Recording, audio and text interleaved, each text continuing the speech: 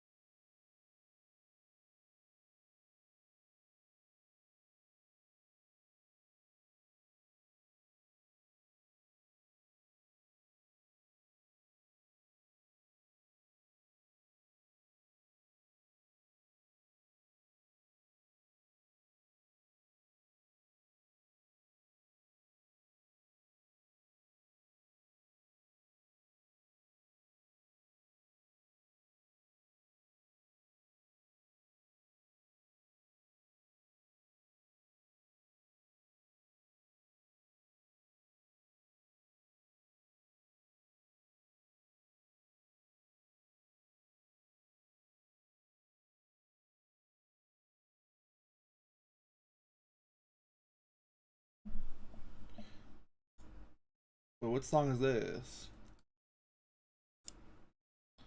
No. Hold on. Any one I could do. One more.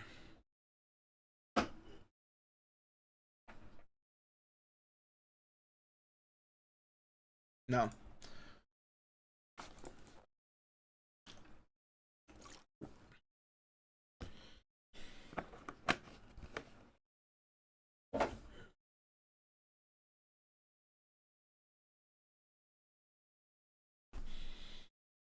Okay.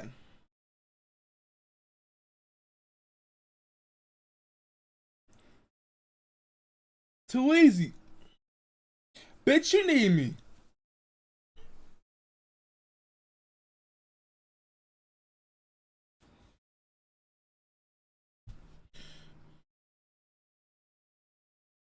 Fuck. Make sure you boot it up and loot it up. So fuck a hater. Count some paper and get your papers. You feel me?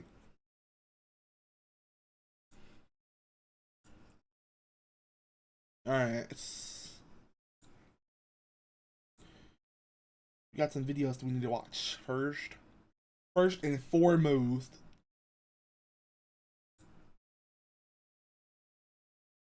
First and foremost.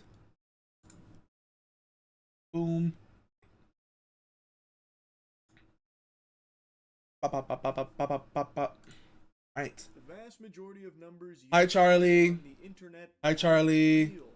the accounts that Hello. you interact with, the posts that you see, oftentimes aren't even made by a human being on the other side of the Talk to me. keyboard. The cyberspace Why is not? dominated by bots. That's fucking outlandish. So you mean to tell me the person I'm talking to right now is a fucking bot? I'm talking to AI? I'm talking to GLaDOS? No, I'm already turning up. My bad. I'm turning up. Unless you've just woken up from a coma, this isn't news to you. Everybody knows that now. It's an accepted part of cruising the World Wide Web, that the shit you see is artificially inflated. And it's Facts. become a huge yapping point, a massive topic, specifically dead internet theory, and diving even deeper into the minutia of bots. Cannonballing into the deep end of the pool, you will find viewbots, a topic that often gets very aggressive and accusatory because it is so prevalent across streams in particular, on Twitch, on YouTube, on Kick. Streamers of all shapes and sizes are often using viewbots to boost their numbers. It's not some big conspiracy, it's not deep state propaganda or anything like that. It is a provable, real thing that platforms just don't seem to be taking any real action on at all.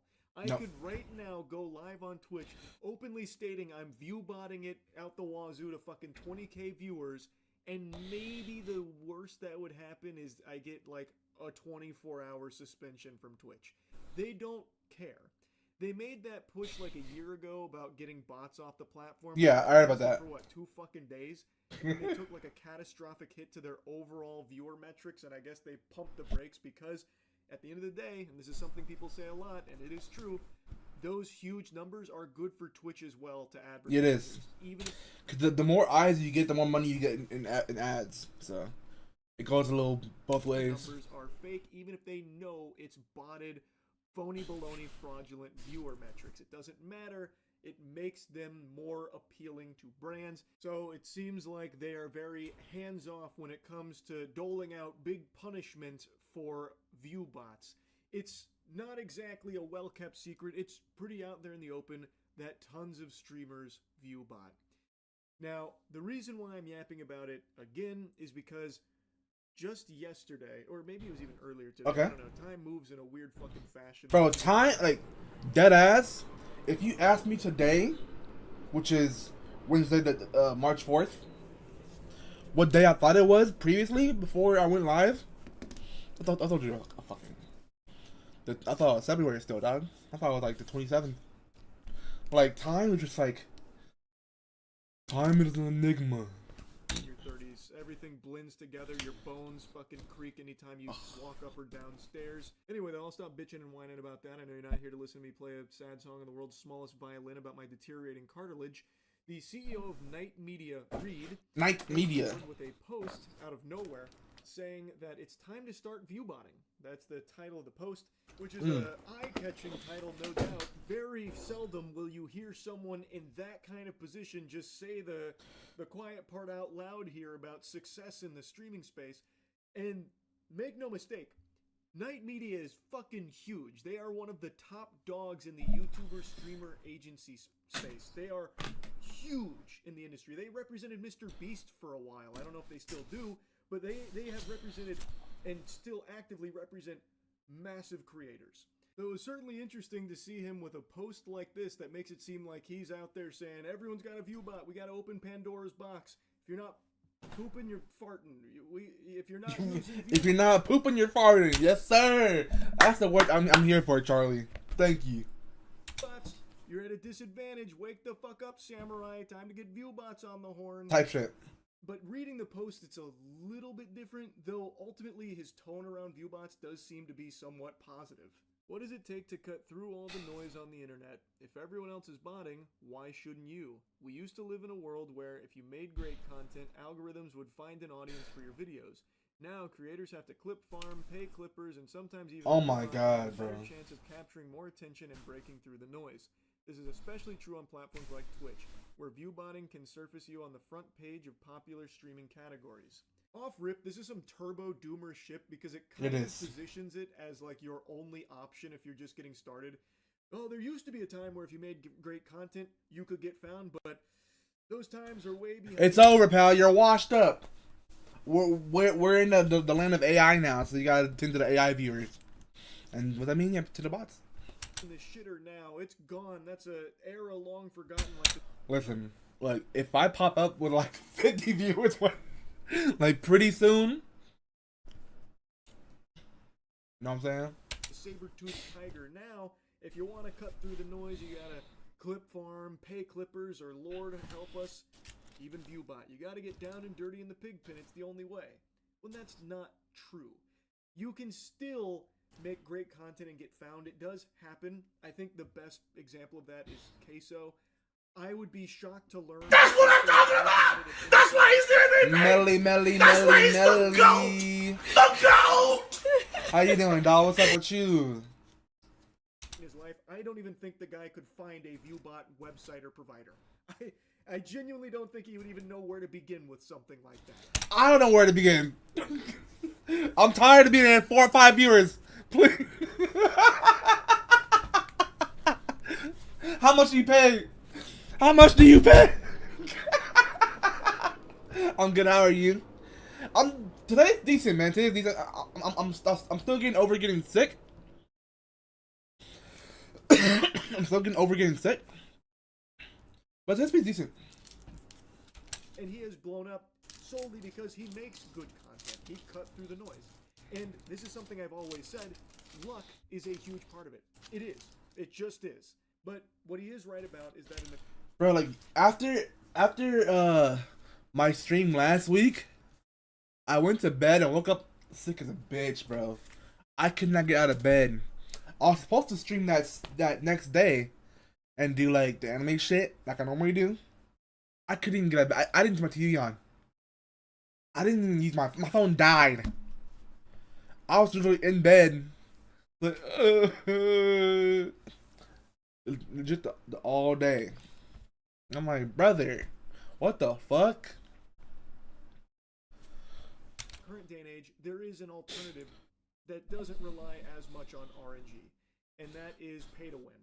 You can stand a better chance of standing out in the oversaturation of content creation by paying for ViewBots to float your stream to the top of categories, or pay for ViewBots on other socials where you're spamming clips from your streams so you could boost up numbers on, you know, a wacky moment or something and have it, like, explode elsewhere because you inflated the numbers through ViewBots so then people could find your stream.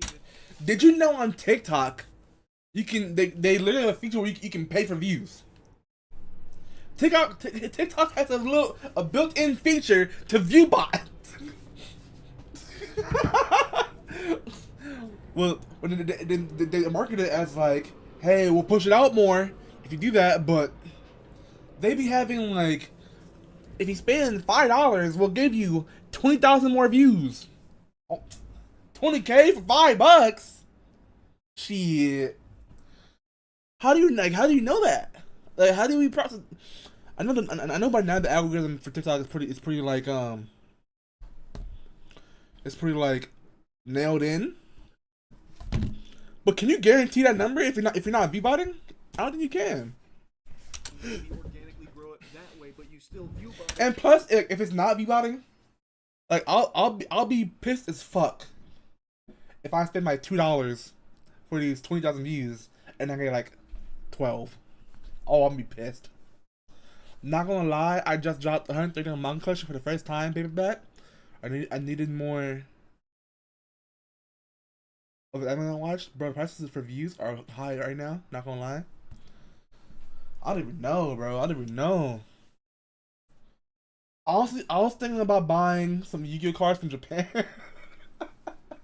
And it's like $100 for a box. I'm like, fuck, dude, like, should I do it? I want the addiction. Like, I want to fucking gamble. Like, I want to open back. Like, fuck. And then the new cards are fucking sick as shit. So I really want some. I really want it. Even though I don't play the physical card game, I still want to open packs. Like, Yeah, bro. Hold on.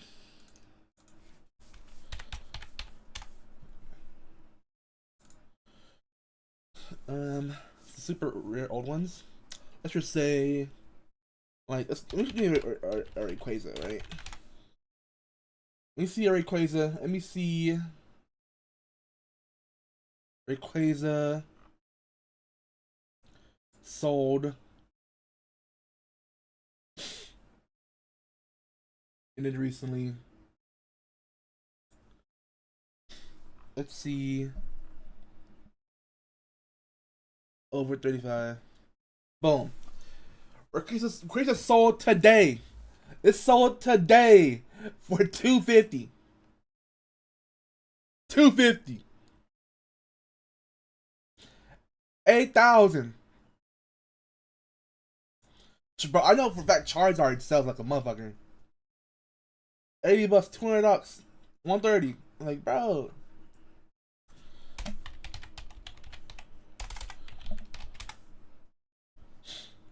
A thou today! Today! Today! It's not even graded. PSAP say 10 for 100 for Dark Charizard. Like, damn, bro. 230 today. $9,000. Like, this shit gets diabolical. Yeah, Gengar's probably up there as well. Probably Mewtwo as well. It's been sold? Yes, sold items, okay. 62, 180, 35, 2,000. This card looks dope as shit though. No, not really. It's not many game cards. 40, 140, a Thou Wow, 50.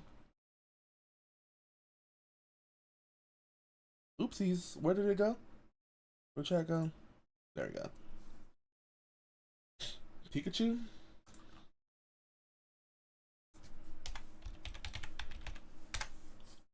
Some of them today, $2,000, $2,500 today, $800 today, $200 today, $600 today. I said 700 actually, 7.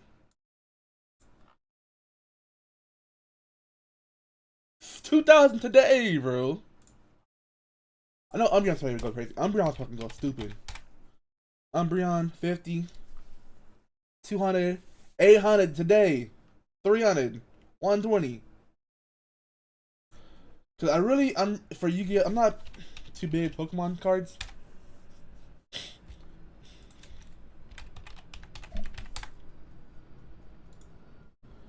But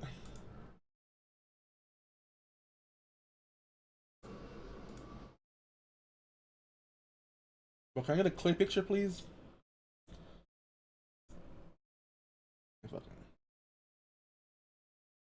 Yeah, these new cards, these new full art cards, and I want them so bad. I want them so fucking bad, bro. I want this shit so bad. Like you can pull it regularly, or you can do the full art version. And if you get the Grandmaster Rare, it's serialized out of 100, so it's gonna be worth money. And I want these shits so fucking bad, bro. Like, bro, where's the fucking 4K version of these fucking cards, bro? Here we go. Hey, look at the blue eyes, bro. Oh my god, look at the blue eyes, bro. Oh my, I wanna,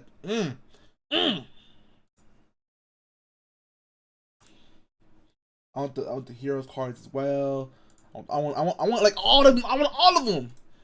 If you're a gooner, right, like myself, DMG. Oh my god, DMG. This card right here is going for like $30,000 in Japan, bro. Like dead ass. Like dead ass.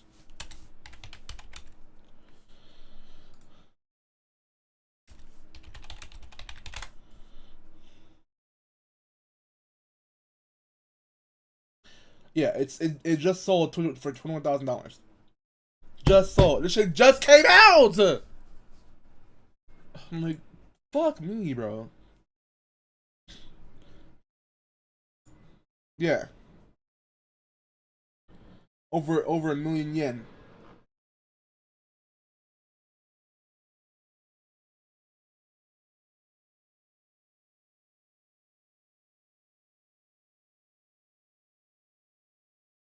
This one's going for 100 bands.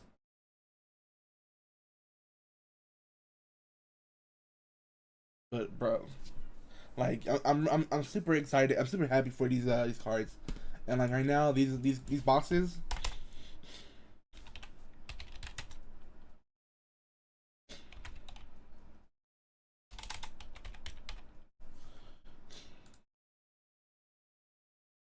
They're going for like, yeah, about 120 bucks.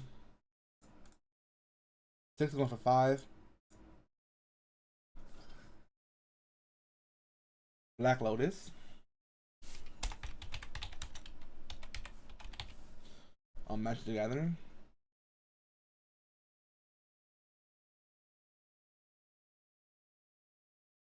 10,000.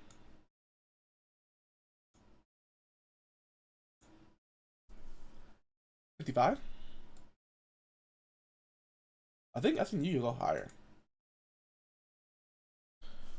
I think Yu-Gi-Oh! Tyler.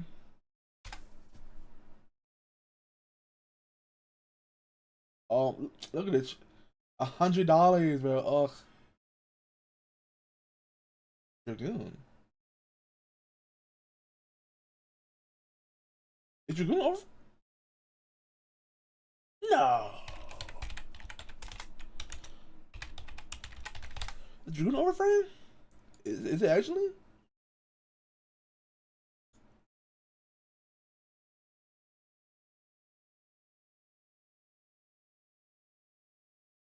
No.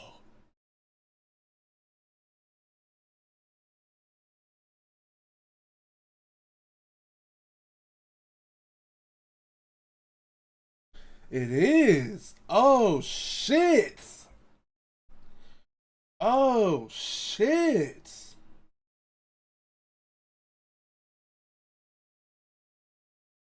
$40 for my nigga, bro. Oh my god. I want these cards right here. Both of these cards right here. I want these. $40. I might have to buy those. I'm dead ass.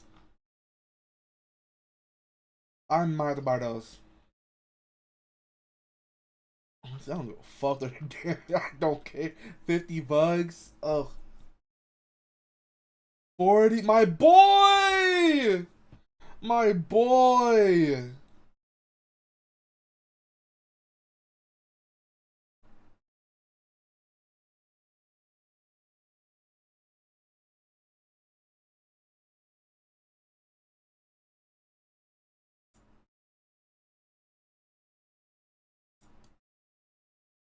I think it's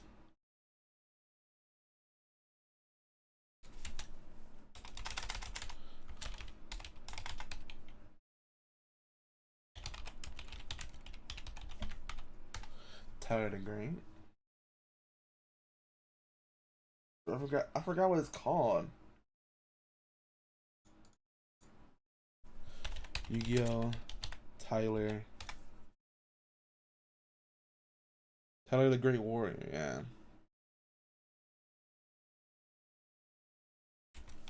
Or was that on Card Market? Or was that a TCG player? Was that over a year? Tyler.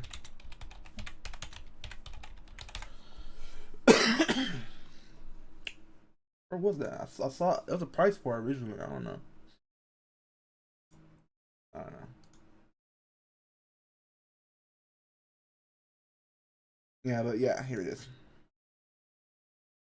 Yeah, this DJ card sold for 300,000. 300K.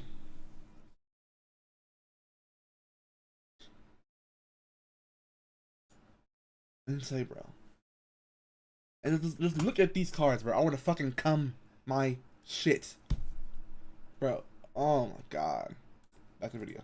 In order to boost a clip that led people to the stream. Like, there are paths that don't rely as much on luck, because if you just have money to start and just start buying views, it does help put you in front of more eyes. It's something that's very common, especially on Twitter. But at the end of the day, I just don't like this mentality that Reed kind of encapsulates here of, well, everyone else is cheating, so I should too. And he's trying to make like a strong argument that everyone else is doing it.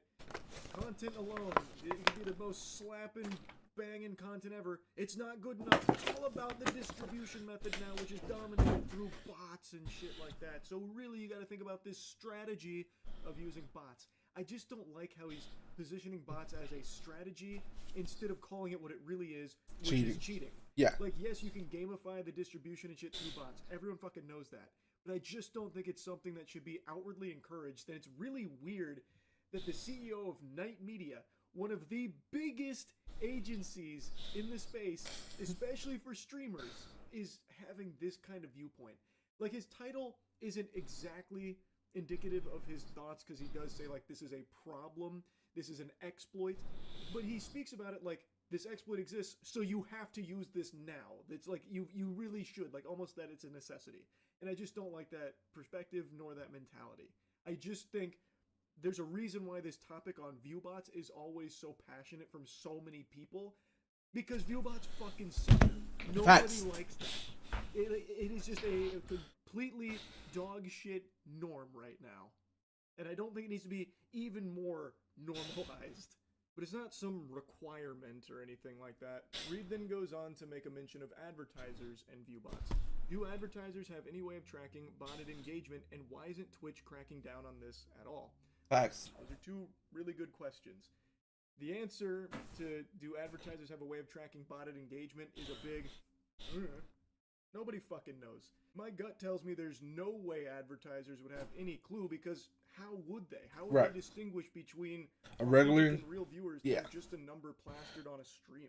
It'd be entirely on Twitch to take care of the bots and get that number to be where it's like the authentic viewers and not just like, you know, fraudulent ones. I don't see how they could ever possibly know what's real and what's fake based on just the publicly available information, and I doubt Twitch is behind the scenes saying, okay, so your advertisement was played in front of 1 million concurrent viewers over the course of this campaign. Of that, about 15K were real humans. I think that you should tell people like,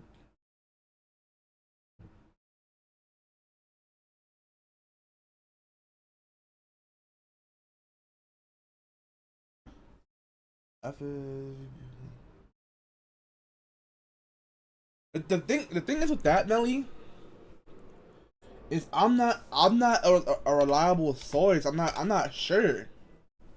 Like, cause normally, right?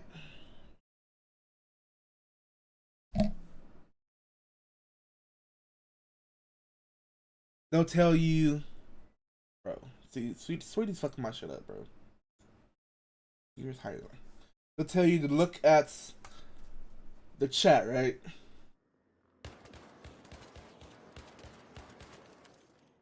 me 5 seconds. Now, Rated T for teen. You little people and your struggle. right? Now, is this chat moving as fast for 45,000 people? I don't know. Like, personally, I wouldn't be able to. Hold on. Like, I wouldn't be able to tell if this chat right here is accurate to this number. I haven't experienced that at all. I haven't experienced more than 20 niggas, bro. So, I don't know. But most things in this chat looks like the bot. It looks like the bot to me, right? Most of the stream elements. People are doing commands and shit. So I would say I can't really tell. Let's see, 50K, boom. Queso, right? 50K as well. I would say, based off what we've seen last, it is moving a little bit faster than Peanuts, but there's no bots. There's no stream elements. So these are all viewers typing. So if I had to make a guess, and it's follower only. It's follower only chat. So can we really even say, right? Can we really even say that all 50K people are following him? I don't know. And we like what percent of what percent of chats are lurkers, right? I don't know. I have no clue. So I wouldn't be. I don't think I'm a good scale for that, right? 40K, right? 40K. All wrong chat. Yeah, this is moving about the speed of Kato's chat.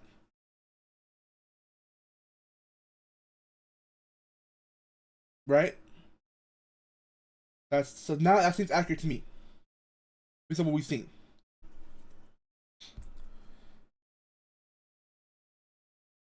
Let's go. Let's go a little lower, right? Let's go a little lower. Let's go your age.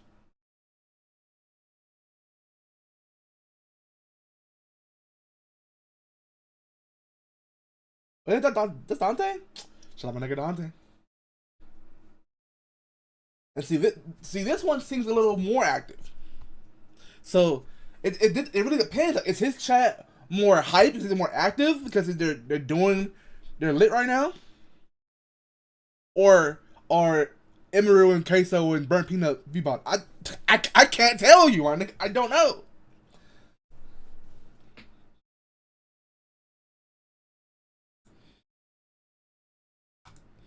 So I'm not really sure how these people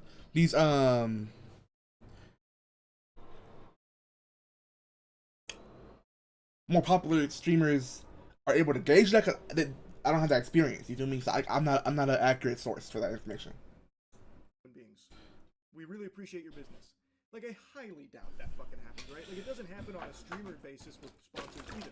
It's like if a streamer is botting his stream up to like 5K, but really he only has like 1,000 real viewers there, and he works with a brand, and he sells to this brand at the 5K concurrent viewers. Right. He's making a lot of extra money versus if he sold at his real 1K, and now the brand gets put in front of what they believe is 5,000 people, but is actually 4,000 bots with only 1,000 real people there. So maybe the campaign only sees them make like 3 fucking sales. Like, man, Perry Poutine Gotcha Game only got 3 clicks through this guy's stream, even though he has 5K concurrent viewers. What's going on here? And then you can maybe speculate and surmise that, okay, he's botting.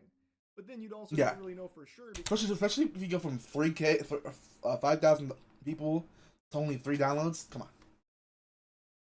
30 maybe. But 3? You could also say, like, okay, maybe his community's just not interested in this gotcha game.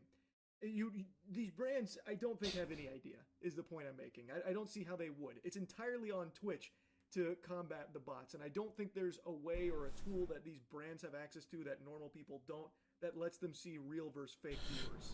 And then to read second question about why... Oh, but that's gonna be a video, though. That's gonna be a fucking video. No cap. That's gonna be a video. I'm gonna have to do that shit after the stream. Because otherwise, that shit's not gonna happen for like another like 6 months. I'm so behind on fucking videos, dog. No cap. Twitch not crack down on it. I think everyone knows because Twitch also benefits from these hugely inflated numbers. They see a lot of upside to... Oh yeah, just so I have it for later. Let me screenshot this message.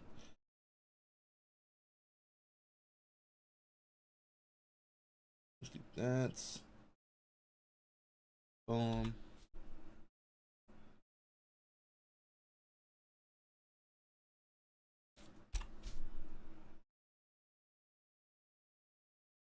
Boom. These massive numbers being housed on Twitch. I think that's pretty clear. Probably don't need to dive any deeper on that. And it is something that he starts to tackle in his next section here about platforms needing to take action. He goes on to talk about, you know, how prevalent the botting problem is, as well as the reluctance from platforms to act on it, believing that the more views there are, the better things look for advertisers, which many people agree with. And again, that probably is the simple truth of it. If these numbers are huge, the platforms are probably very happy because then it's more appealing to advertisers. It could end up with more money to the platform itself. I think it really is that simple. Now, it's this section that ties directly into the eye-catching title that he used here for this piece. If everyone else is doing it, should you? I would never explicitly say you should bot your views on Twitch, other than in the title of this article. But the reality is, if you're not viewbotting and everyone else is, you're at a disadvantage. When you're competing in a category where you're buried if you don't have 500 plus viewers, maybe shifting your strategy to paying clippers and buying bots helps a streamer break through. I wanted to see what it would cost to... Okay, about paying clippers, right? I don't make enough money, right? Period. But I don't make enough money to hire an editor or hire a clipper, right? But I'm really thinking about it. I'm really thinking about it because right now, like dead ass, I'm like almost a month behind on editing my streams. Dead ass. Because I don't have the time. I don't have the time. Because I still work 45, 50 hours a week. And then I'm in school. And I have to stream still. So I'd be tired of shit. I really don't have. I really would like to get an editor or a clipper or somebody. I really would. I think that'd help me a lot. I'm busy. As shit.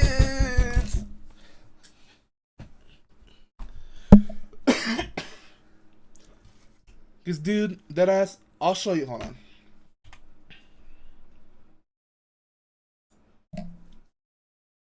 Face, right? Cause I edit on my phone while I'm at work, right? Or when I can, when it's like slow and shit.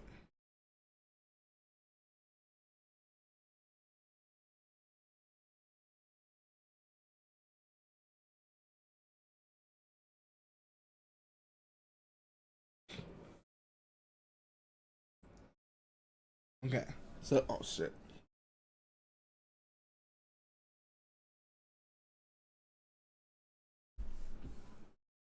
Okay.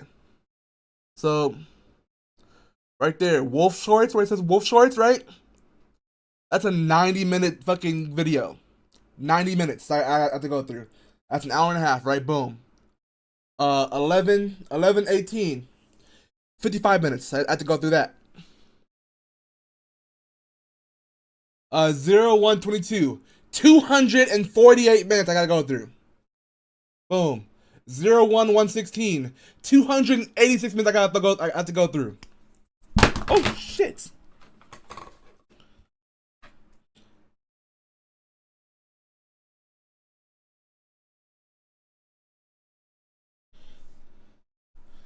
And that's not even my new shit, bro.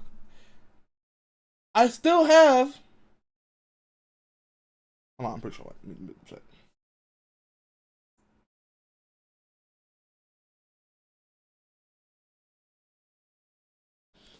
I still have. I can do it on YouTube. Yeah, YouTube. Am I signing on this account on YouTube?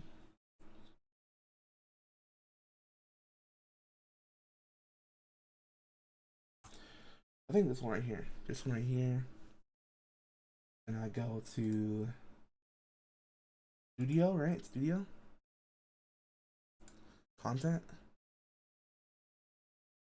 No, different account, different account. Switch accounts. So it's not on my, it's on my phone. Okay, let's go to my phone. Switch accounts.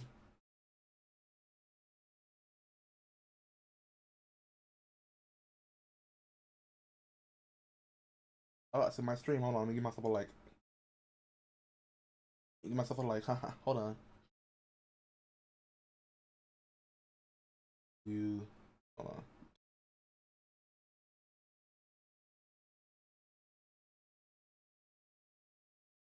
Okay. Boom. Your videos.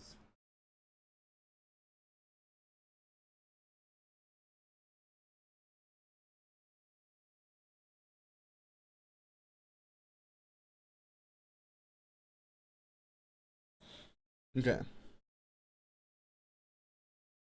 I have one 5-hour stream right there. So that's another 5 hours. 6 hours. So that's 11 hours right there. So that's 11 hours right there. So 11 hours, boom. 11 hours.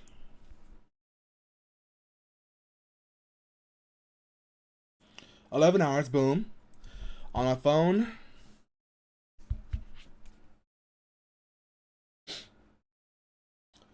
90 minutes, that's it's an hour and a half, so 1.5. Plus an hour, so 1. 248. 248 is what? 248 divided by 60. 4 hours, so plus 4. And 286. 286 divided by 60. 4.7. 4.8. 4.8. So backed up. So the last YouTube video on YouTube, right? That was 3 weeks ago. Right? So let's go to my Twitch, right? Let's go to my Twitch. Can I show this? Can I show this?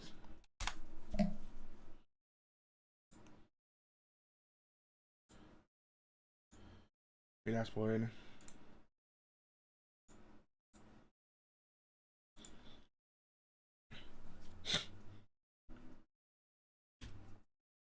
Okay, 3 weeks ago, right? Let's say let's say it's right there, right? It's called right there, right? Yeah, it's right here. Yeah. So plus 5 hours, right? 5 hours plus 5 plus 3 plus 4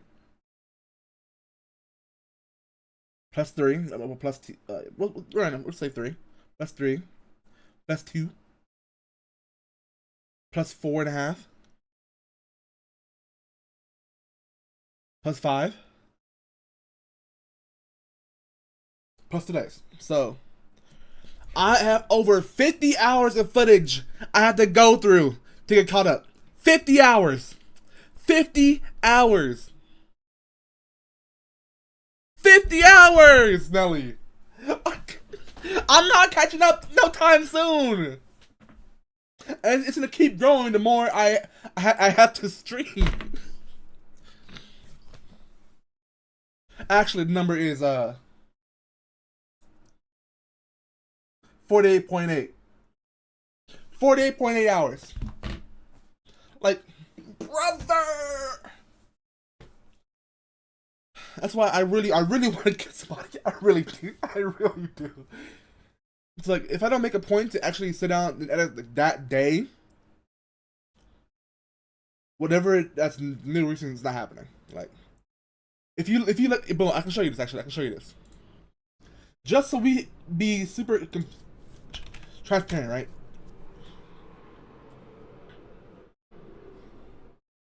Oh shit! Hold on. Let me not show that. Hold on.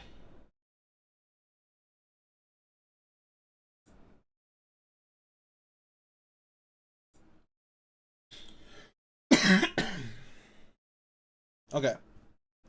We're back. Oh shit, hold on.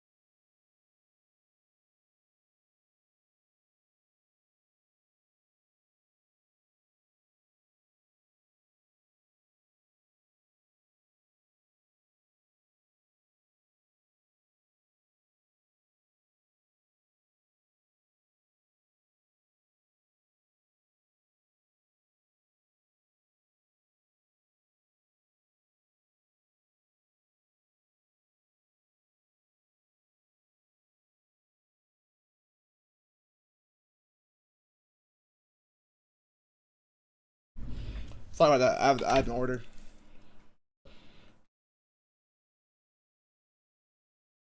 Yeah, but to be super transparent, right? Water break, thank you so much. I need that shit, bro. Oh my god.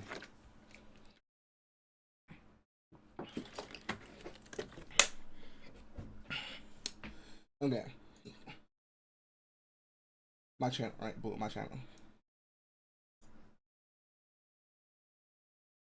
These true crime shorts, right? I've been doing. Let's keep going, right? These I recorded these in August. In August. You can tell by my wall. My wall is empty. I have posters on my wall for months. For months. No posters. Posters. And you can tell in the clips. I go back. I go up. Boom. Like. I looked through her. She has this little blue bag, and I looked through it. Nothing. Posters. Like my shit is. I'm so behind, bro. I think this is like December. I'm pretty sure it's like December. It's like, holy shit, brother! Our biggest office dead. To bot a stream, and for $180 a week on ViewBotter, I can get 1,500 followers, 225 chatters, and 750 concurrent viewers. Not bad for less than $800 a month, and these companies accept crypto payments. So, oh, hold on, Melly. Hold on, wait, whoa. Live. This is live news. Live news. Live news.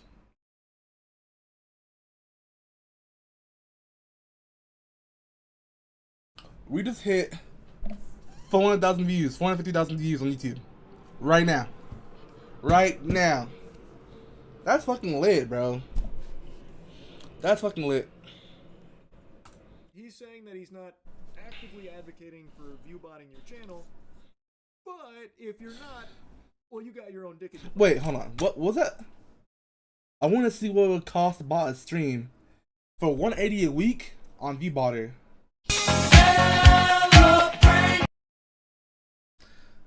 180 a week. I can get 1,500 followers, 250 chatters, 750 concurrent viewers, 750 concurrent. Damn. Damn. 180.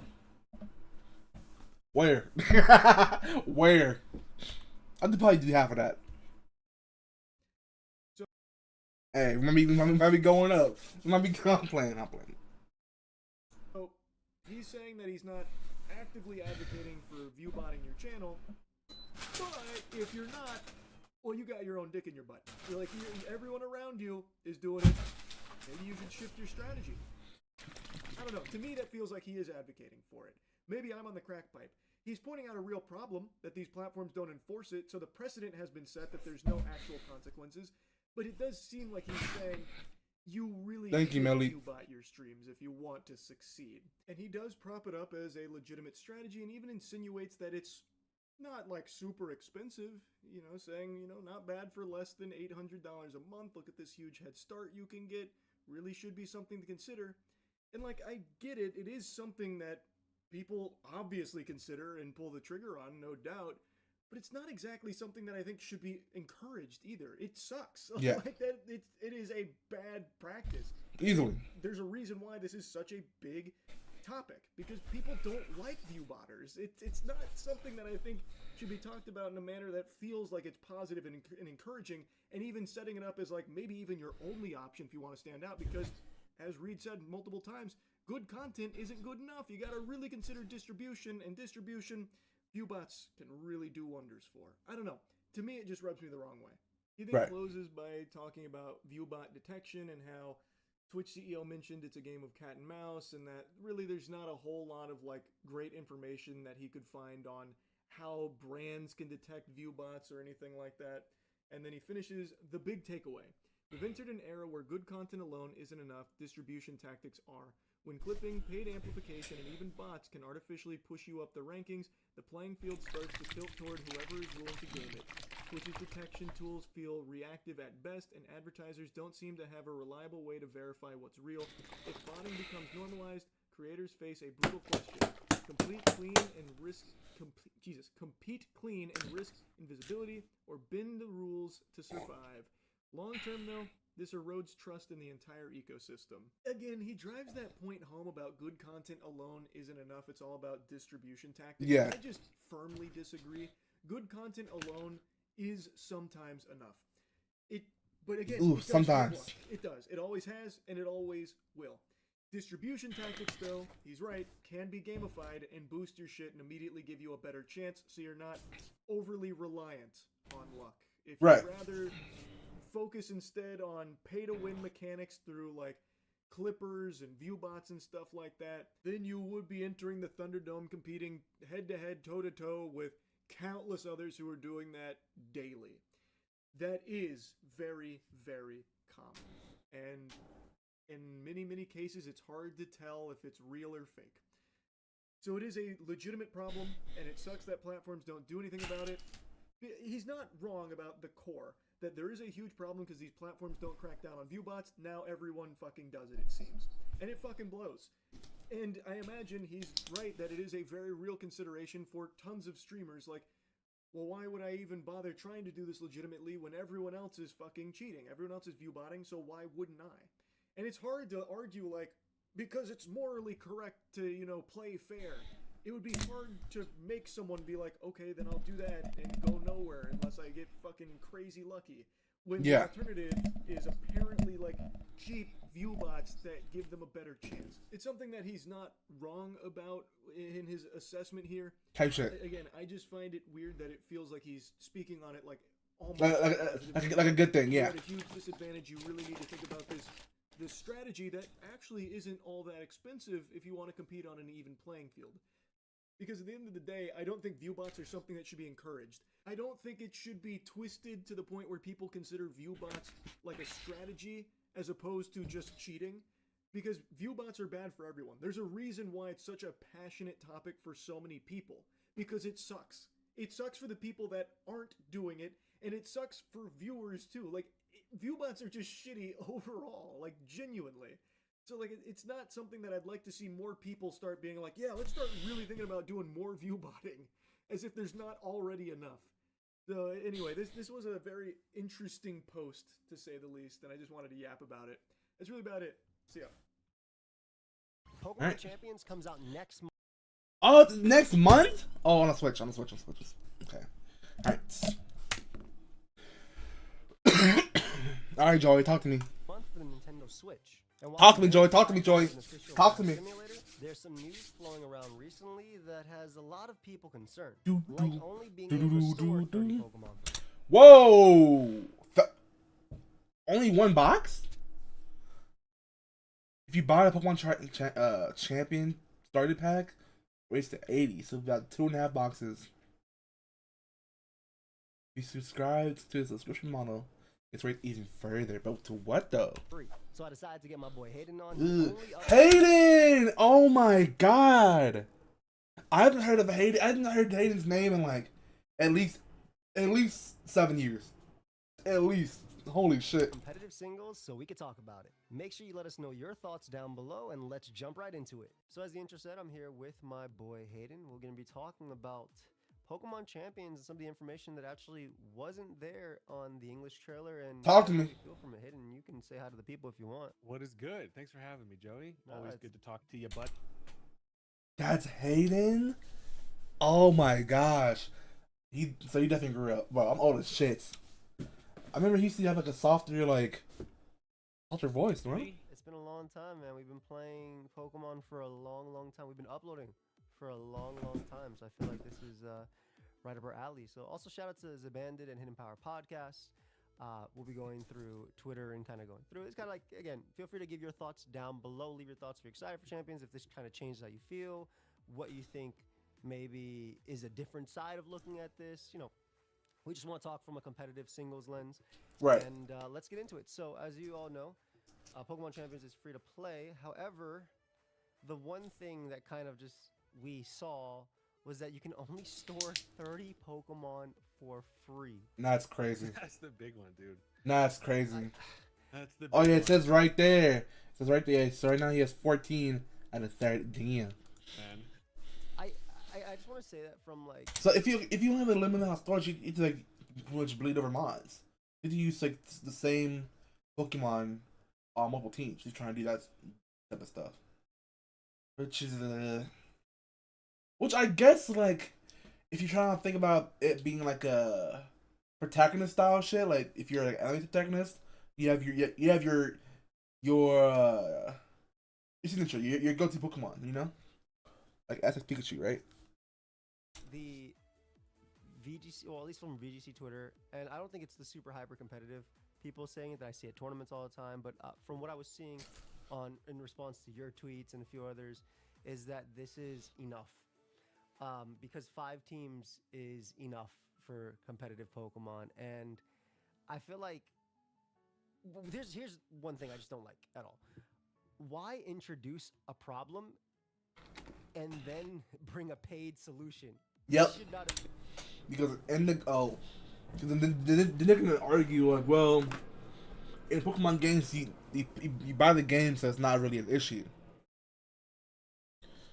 And so since Champion's free, they make money somehow. Like, I like that. been an issue to begin with, right? So Yeah, exactly. That's the biggest part to me. It's like if people they're dipping their toes into competitive Pokemon are from the start limited to.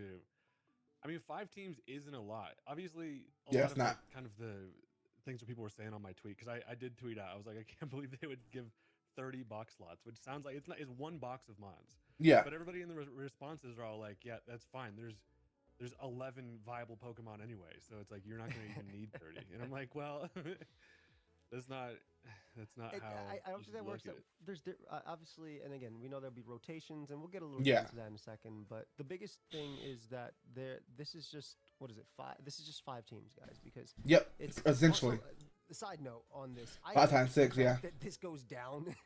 I was instead- just gonna say What? And why? What? They never did it before. Why did they doing it now? build teams vertically in this. I guess on mobile. What the fuck? I guess 'cause on mobile you can just keep scrolling down. I guess so. It's probably easier on mobile. But my guys, it's always been right to left. Not the vertical teams.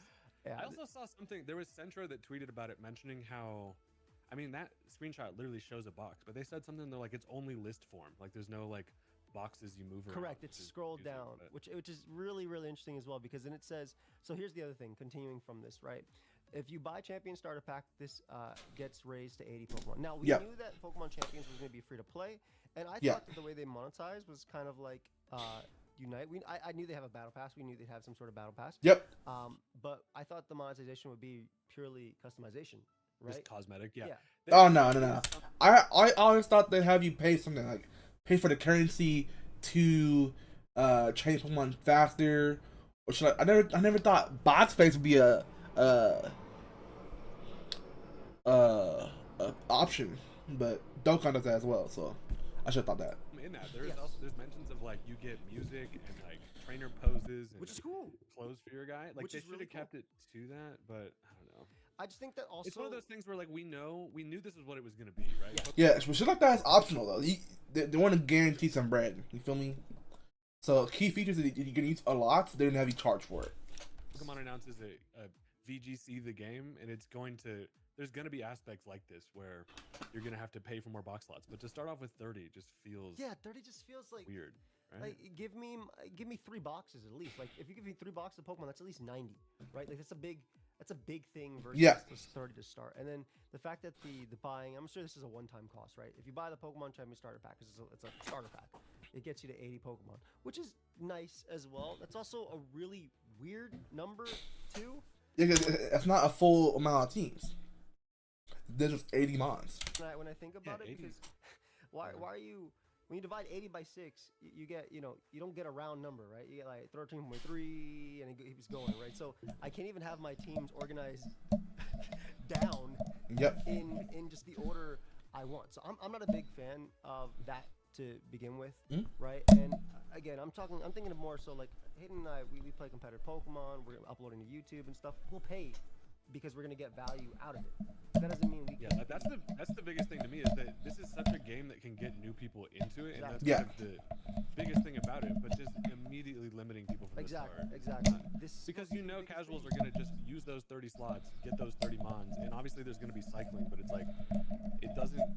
Competitive Pokemon is so much more, way bigger than, I don't know, just looking at things through a small lens of just 30 mons. Allow me to open up Pokemon Showdown real quickly. Oh my god. Even if like, well, that's not official. They don't need to do that. La, la, la, la, la, la. But you already have unlimited, bro. Unlimited. You have folders, bro. To show you, I'll build the team because I have no idea. I think I actually reset my team, but this is 193 teams. Here's a team with a Chatot, Dracovish, and Victini that I have to finish up. So like this, I won't be able to do things like this. And obviously we knew.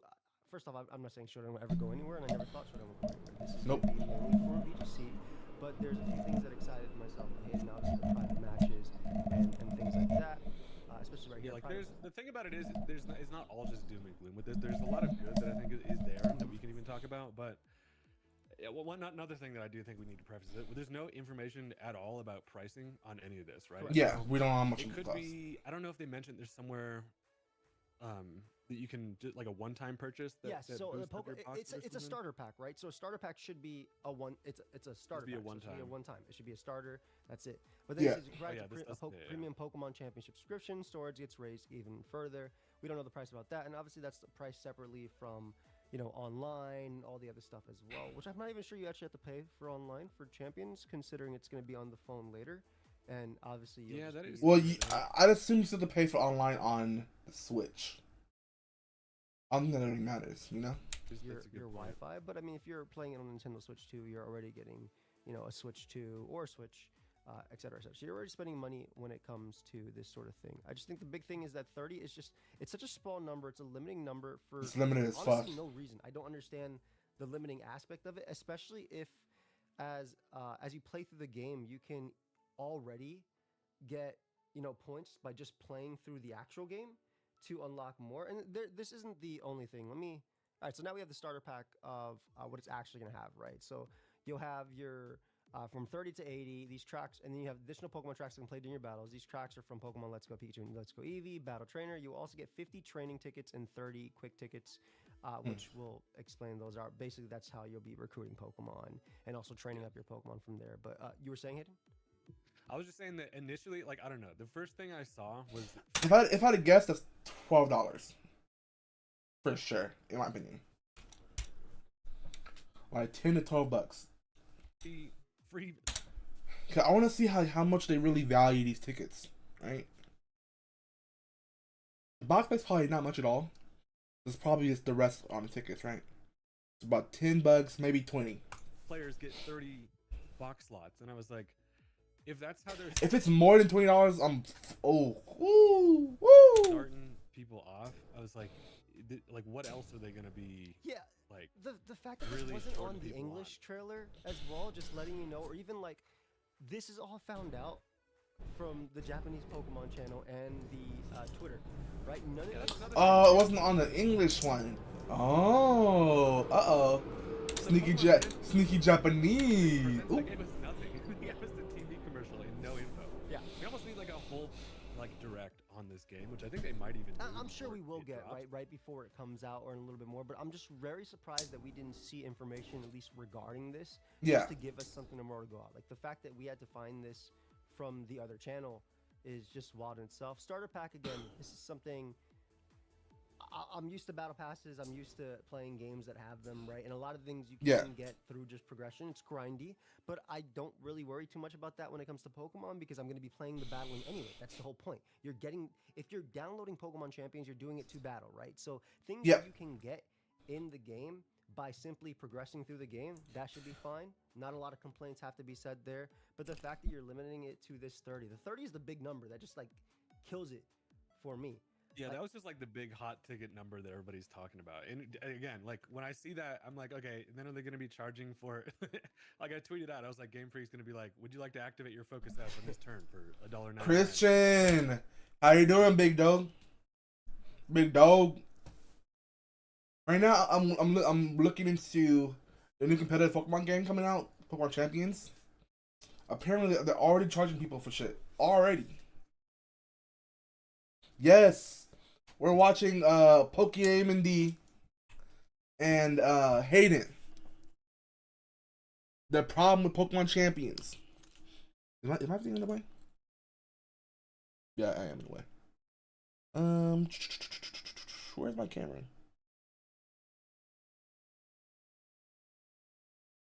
Boop, boop. The problem, Pokemon D. Joey Pokemon. It just feels like Eggs, bro. Exactly. Bro, I'm so huge. I'm really huge in the single battles for Pokemon. And so I'm really excited for Pokemon Champions coming out. And so when I heard they made a video about some issues coming up, that raised my attention. That got my attention, bro. What the fuck? Here we go. But why is another thing in fucking 4K? Whatever, bro. I'm tired. I'm almost indifferent about it because when Champions was initially announced, it felt like I was like, the possibilities are so endless with this. It could go one of a couple different ways, but like I agree. It feels like they could have. I don't know. It's obvious. It was never going to be Showdown, right? Never, ever. It was never. It was never gonna kill Showdown either. I don't like. And Showdown is so peak. It's free and it's third party, so they're not limited in trying to make money off this shit. So Showdown's gonna be superior, probably still, but Champions is gonna be a way prettier, more casual friendly, more VGC friendly, of course. So I probably will pick up Champions most likely still. Okay, it is free to play, but shit, bro. Ugh. And be able to do tournaments? Oh my god! Why? Nothing. Yeah. Like that doesn't look. Nothing you do. We knew obviously. Will ever change me. Oh, I want to use Alamola. Oh, I want to use Max HP. Oh, I want to use Max Spadef. Yeah. You know what? Forget even that. Look how easy that is. You can just click, and you got it. Oh, I just want to play a battle without having a team. Fine battle. That's it. It's not. Nothing was gonna be that. Nothing was ever gonna be that. Absolutely. Which I. However. Yeah, it's never gonna. The Game Freak is never gonna allow that to happen. Yeah. Except it just feels like I don't know if I would prefer almost like I like when a new generation comes out and then that's kind of what the competitive scene is played on because it's like you buy the game and then that's it. You pay the $60 and then you're just in until there's a whatever there's a new one. Literally, yeah. Is that better than like anymore? Yeah. That's a big thing too, bro. $7.99 a month for Champions. Yeah, and now going further, all competitive is gonna be on Champions. That's not gonna be on the main games anymore. So, do you even have to buy the main games? Do you have to anymore? When Wind Waves come down, do you have to buy that to Pokemon? Like, I don't even think you do. Premium Pokemon, exactly. That's the big one, right? If you subscribe, I think of course it'd be probably faster if you buy the games and then transfer them over to home for Champions, of course. But Premium Pokemon Champ subscription storage gets raised even further. Is this a monthly subscription? That's definitely monthly.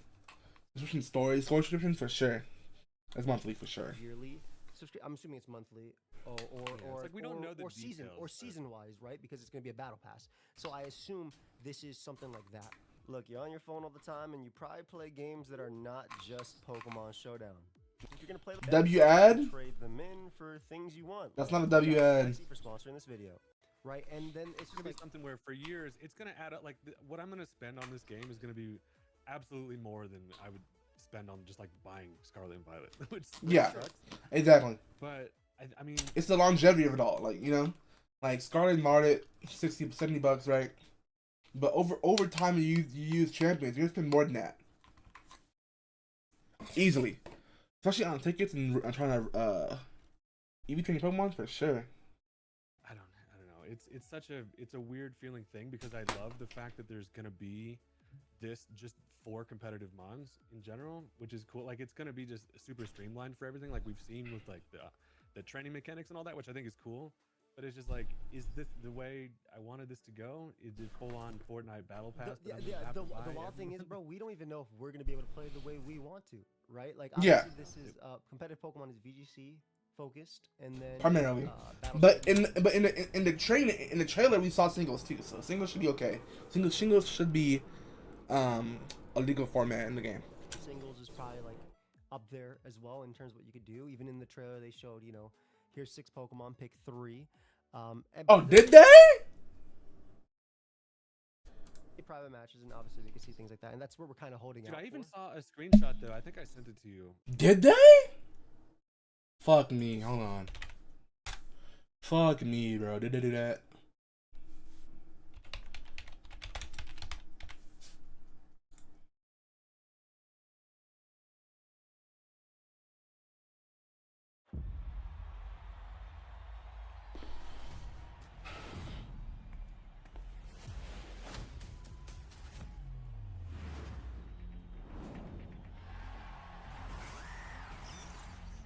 Singles, right? Singles.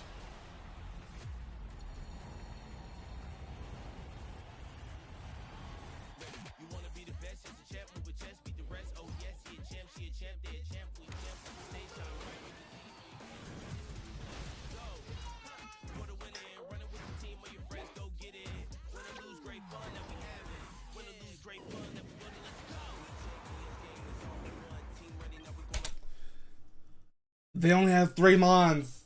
They only have 3 mons. Oh no. Oh.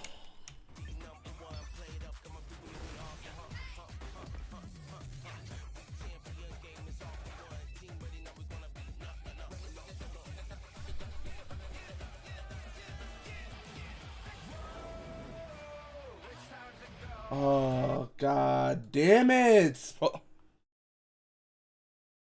Like, it's gonna be so fucking lit, but now I'm confused. I'm so excited for this shit too, bro. I'm so excited for this shit. Like, let's go to the first trailer. Let's see what the first trailer. Right.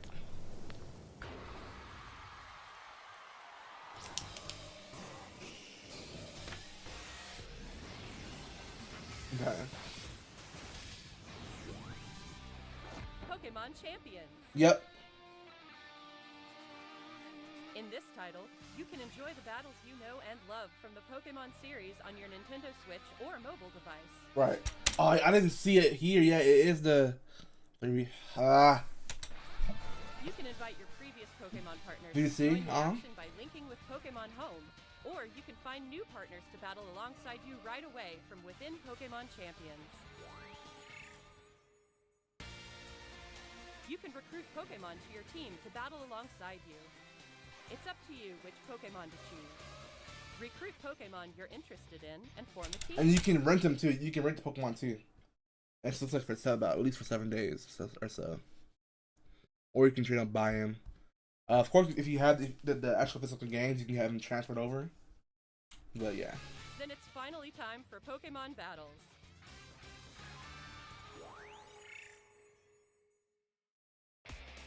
You can enjoy ranked battles that let you face off against trainers. You pick 3. Why do you pick 3? Why do you pick 3? Why? Why? Oh, brother. No. Hopefully in the custom battle you can change that. Hopefully you can change that. Ugh. Oh my god. Hopefully I change this, bro. Around the world, as well as private battles where you can take on family and friends with greater immersion than ever before. That looks beautiful, bro. Don't fuck it up, bro, please. Take on thrilling matches in single battles and double battles. Yeah. Finally, we'd like to introduce you to a new way to raise Pokemon that lets you enjoy battles even more.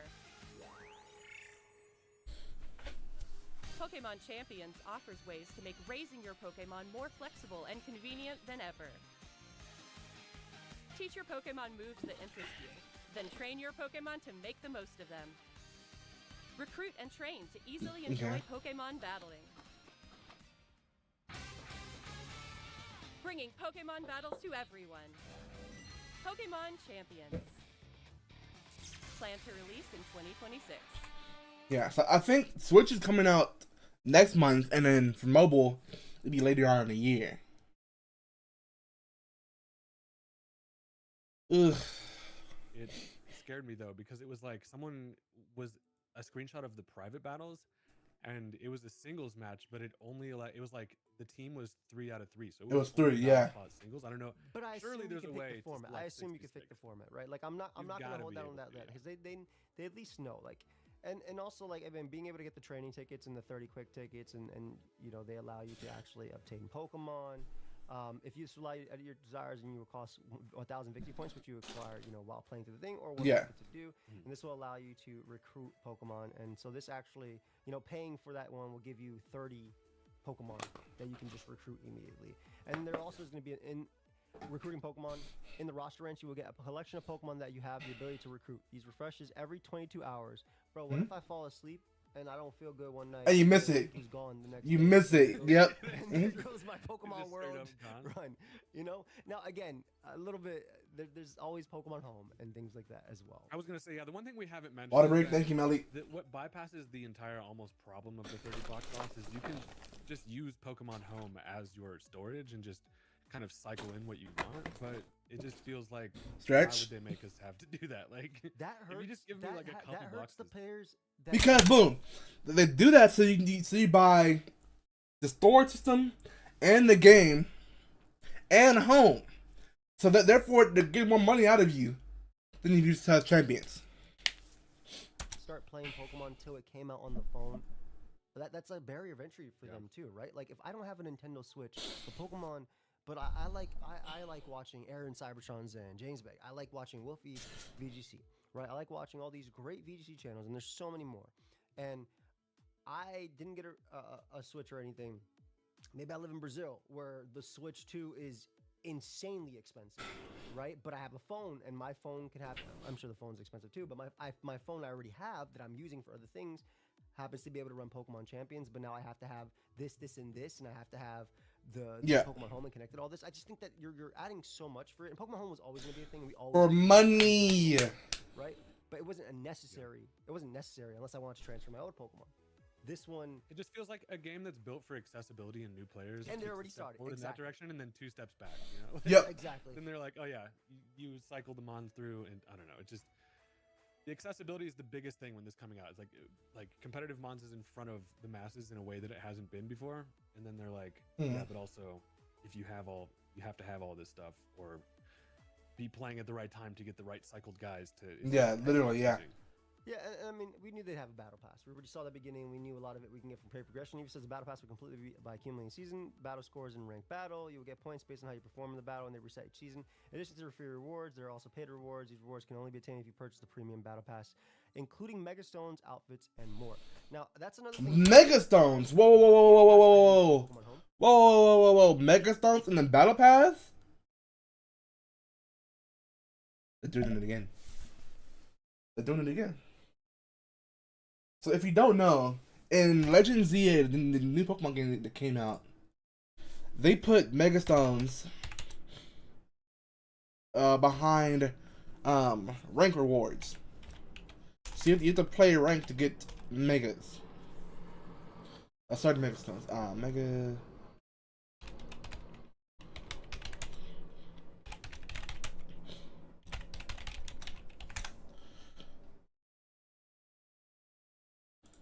Yeah. So you had to play Ranked Season 1 to get Mega Greninja. You just had to if you wanted to Mega Greninja. Otherwise you couldn't get it. And so on and so forth. 2, you had to get Delphox. And 3 was Chestnut and so on and so forth. Type shit. Ugh.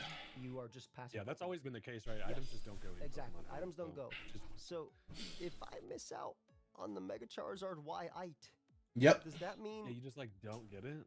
how does it work like that? Like exactly. So there's a lot of issues Yep. when it comes to that scenario, especially when I don't want to play pay to play, you know? Yep. Or pay to win rather. I don't mind pay to play. You pay to play is fine. I've been doing that forever. Yeah, to be like going up in a ranked match and you're like, oh, like I didn't get the Incineroar, so now my team sucks. I also just want to be clear. Pokemon has been pay to win for a long time. If you didn't have the the Isle of Armor DLC, you're not getting your Shifus. Yep. Right. So you had to get the Yeah, base not gonna game. lie, it absolutely has been. Yeah. If you didn't have, if you Right, didn't play the base easily. game, if you didn't play Easily. Legends, you're not gonna get Ursaluna, et cetera, et cetera. So like, it's been like that, but at least I'm paying a one-time cost for the game that gives me more out of it, or the DLC or whatever. Yep. Versus this monthly subscription that will give me this premium battle pass. So I And now, essentially, they're trying to coax you into doing both. When you have box space, just play Pokemon ZA, play Pokemon Winning Waves, have transfer over to home. Now you already have. Now you're paying for home, the battle pass for champions, and you bought a $70 game, and DLC for the game. So you're spending over $100 for your Pokemon. Again, this is just based on what we know and speculation, because honestly, they didn't tell us anything. That's the biggest deal. They haven't tell us anything. The game comes out next month. So Battle passes are normally like $10, right? $10, boom. $10 for the battle pass. Home, how much Pokemon Home? Pokemon Home prices, right? Pokemon Home pricing.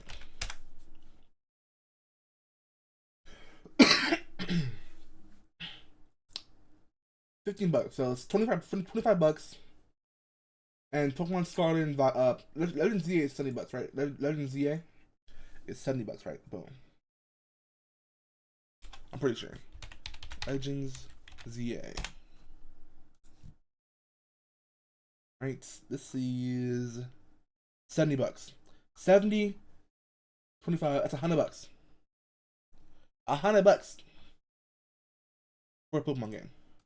Yeah, that's like, a really At least, if you don't buy the storage for thing as well. give us some information. They had to like translate the Japanese screenshots to even know anything. Literally. I think this is really cool though. Like, going on to at least some positives, right? Private battle lobbies. You can create private battles where multiple battles can take place, presumably allowing for spectators as well. That is Therefore, it should allow for tournaments. And if it does, we're gonna go crazy. I want to do tournaments so bad. I've been in the itch for Pokemon. That's the biggest thing for me. Is just give us a private. I don't know how many years has it been, Joey, that we've been like, can we please?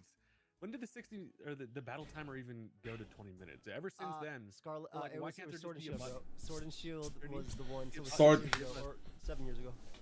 6 or 7, 6, 7, 6, 7. 7 years ago, by the way. But yeah, like I just don't understand. This is if this game does not have the ability to give that type of customizability, like ability to customize things in a private lobby, I don't know what will. No, for But sure. it's got it. And It's got it, that's bro. and by like, shout out to Scarlet and Violet, which eventually got that update. It actually let us be able to, Wi-Fi battle. And We it's not, did have that. It's still very annoying, right? Because we have to set it up for a day ahead or whatever. But we can't just do what we did. I mean, we started battling on YouTube at least Generation 4, Generation 5. Yep. So it was really just Like more online. 15 years ago. That was Yeah. it. Yeah. Right, and obviously as it got The more private and more, lobbies are gonna hopefully be exactly what we're looking for. And Yes. I just beg. I hope please so. Do not somehow mess this Spectator up. mode makes sense for obviously Pokemon Worlds and things like that as well. Yep. But I hope Yeah. this is also something that is accessible to the regular viewers as well, because we've already seen that Scarlet and Violet has a spectator mode, but we're not able to access that from like our side. It's the people that can access that at the tournaments.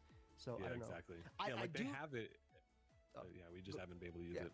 Like, why wouldn't you also show this? Show me the character customization during Yeah. the actual. This is I know cool. that's such a big thing. Like that's sick too. It's just like they got. You like, can change your poses? Like this is what the monetization should be, because people will ball out on this. You already know. Like You the can- people that play Pokemon Go that spend like $20. Hey, hold on, chat. Side note. The other day, I might start reading the Pokemon manga, bro. I might start doing it. The fuck is this? I think it's Pokemon Champions manga. I seen this nigga Steven Stone. Fuck, hold on, chat. Let me fucking switch.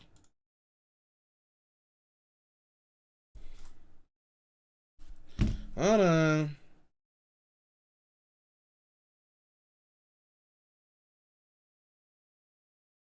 Opening TikTok.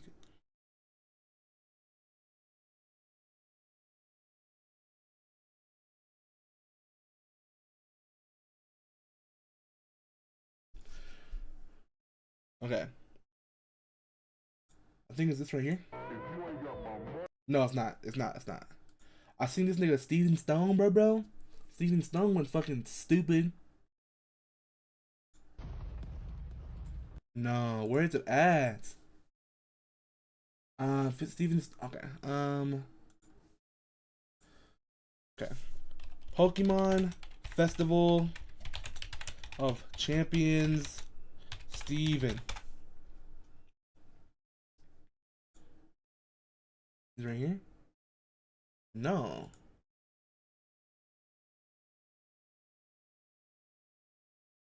I saw it. Did I like my shit? Hold on. Profile, right? Boom. Profile. Liked.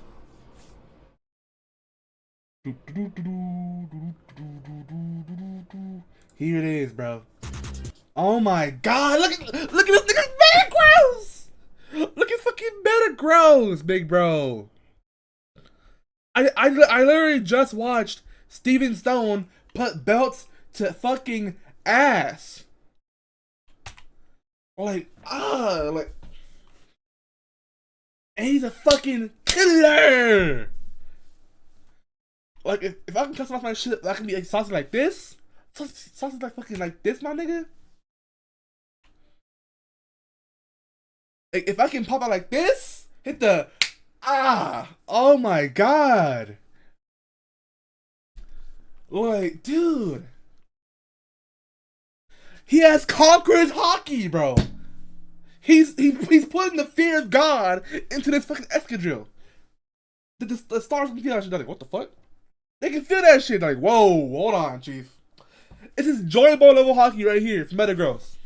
Nerd, shut the fuck up. Like, dude, the sick of shits.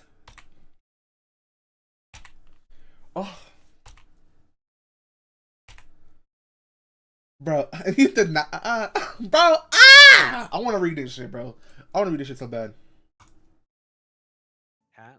Like, they will be just fine. Like, Yeah, making money off that's of... my money. I'm allowed to use it at however I want, right? It's my leisure, so I'm allowed to do it. And this is stuff like, and I'll be real, like things that I don't think I'm gonna spend a lot of time on. I don't play. I've had Fortnite since it came out, and since we were able to do it, and I have not spent a dime. I still have the free points they gave us like 10 years ago, or whatever time Fortnite came out. Whenever it came out, I think it was less than 10 years. Whenever they gave out, I still have those 1,000 V-Bucks or whatever that they gave up. I'm not spending Jesus I'm Christ. now, and you know why? It's because I'm not good at the game.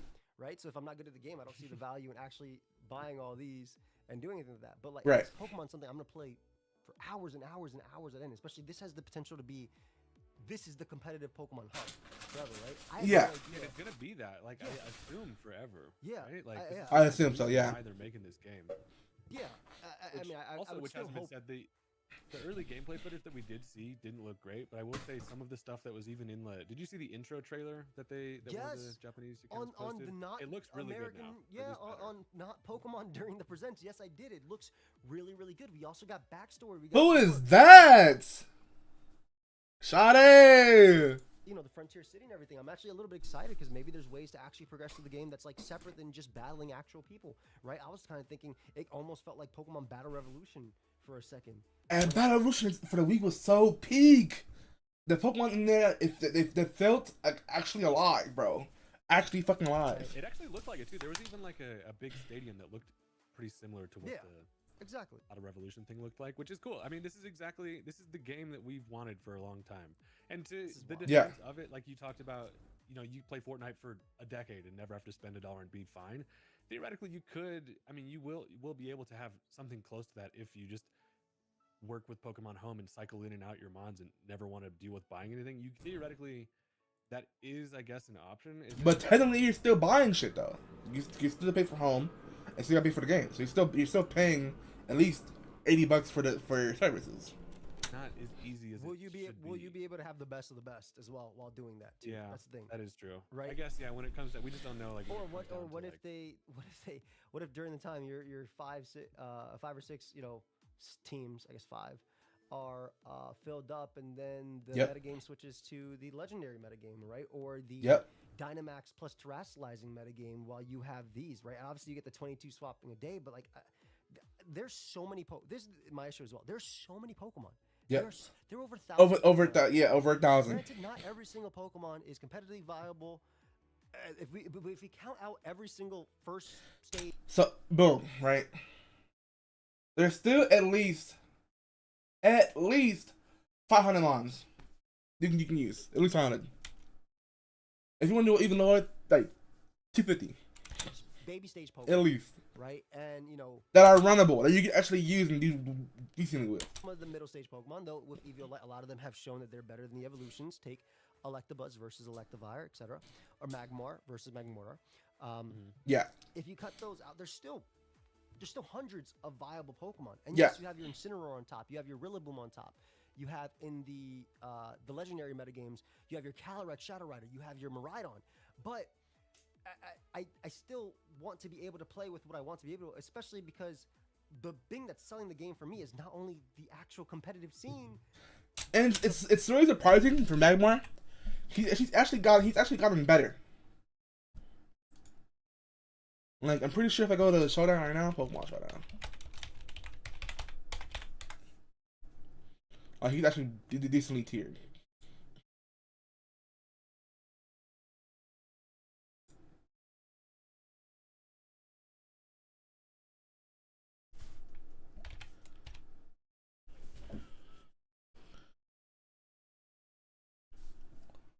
He's your favorite? I mean, he's alright. He's alright. In VGC.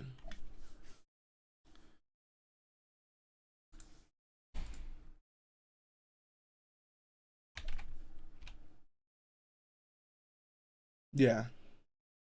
Right there. The private matches that I can do with friends. You're limiting what I can do with my friends outside of the actual competitive. That's what I'm worried about. It's like one of the arguments I saw, again, the people like arguing under your Twitter, saying it's like, well, everybody should be able to play. Because honestly, I would really love to host, like, to do a tournament with chat. Like, that shit would sound lit, bro. Me and my homies did that shit a few years ago on Showdown. That shit was peak. Pokemon the way they want. That's always been our motto, right? That was our whole motto when we said bring back the timer, right? Yeah. For the 2 years we did it. Bring back the timer, and this was the timer just so we could, like the 60-minute timer, just so we could, or at least give us the option to do it. And they did it. They ended up doing it in Scarlet and Violet. And I was very happy that they ended up doing it in Scarlet. It took a while, but I was very happy. And that caused the draft renaissance 3 years ago, right? Drafts coming back. That was it. Yep. That was all it. But I just don't want. Yeah, because the draft shit went away when the timer changed. That shit was crazy. I just don't like this information automatically kind of sets it back, right? I think it's really like funny. already limiting things. Just Exactly. The competitive Pokemon in general, like the beauty of it is the just sheer amount of like access there is to so many different options. And when you put a big stopper on things, it limits creativity. And it's like obviously like my channel is just completely based off of all using creativity, random bro. nonsense and creative stuff. And it's like when you just completely have to put things at a point where you can't fully have access to everything like that. And I mean, obviously, so we've been playing with decks that already, like obviously there's not everything in Scarlet and Violet. Yeah. And I don't imagine, obviously Champions was not going to just open with like For sure. access to all 1,000. That'll probably be But- like 200 at base or whatever, right? Yeah, so they'll bring out different mons with different seasons. Slowly, It's it'll roll out down. It's never going to be For sure. obviously just full open sandbox like Showdown, but For sure. there shouldn't be that. There should not be a limit. Like let people use like there's a Beedrill in that screenshot. You already know there's going to be nobody ever. with that No, deck. ever. Mega Beedrill, I'll definitely use him. Mega Beedrill for sure.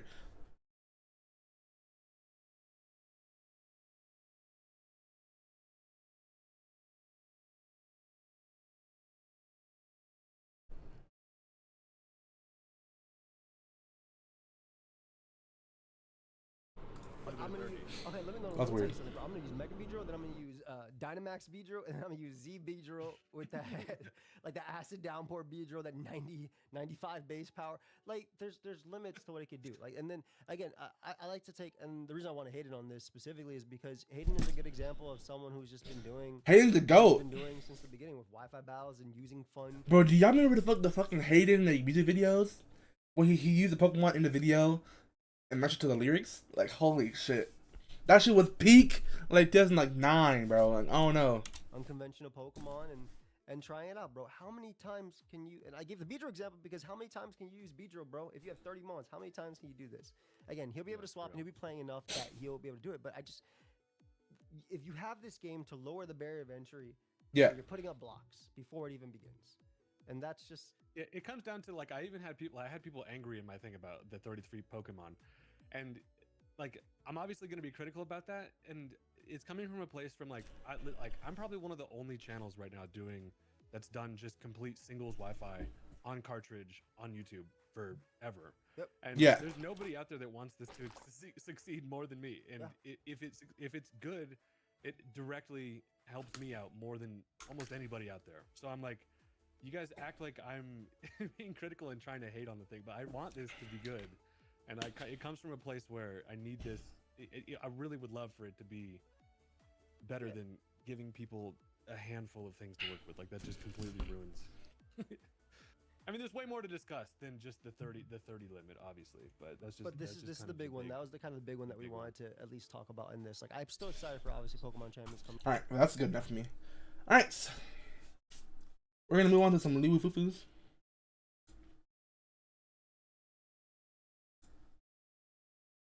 Is that okay? Yeah, it is.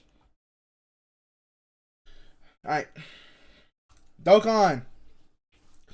The anniversary members. We got Super Saiyan 4 AGL Vegito or Transforming Tech Vegito.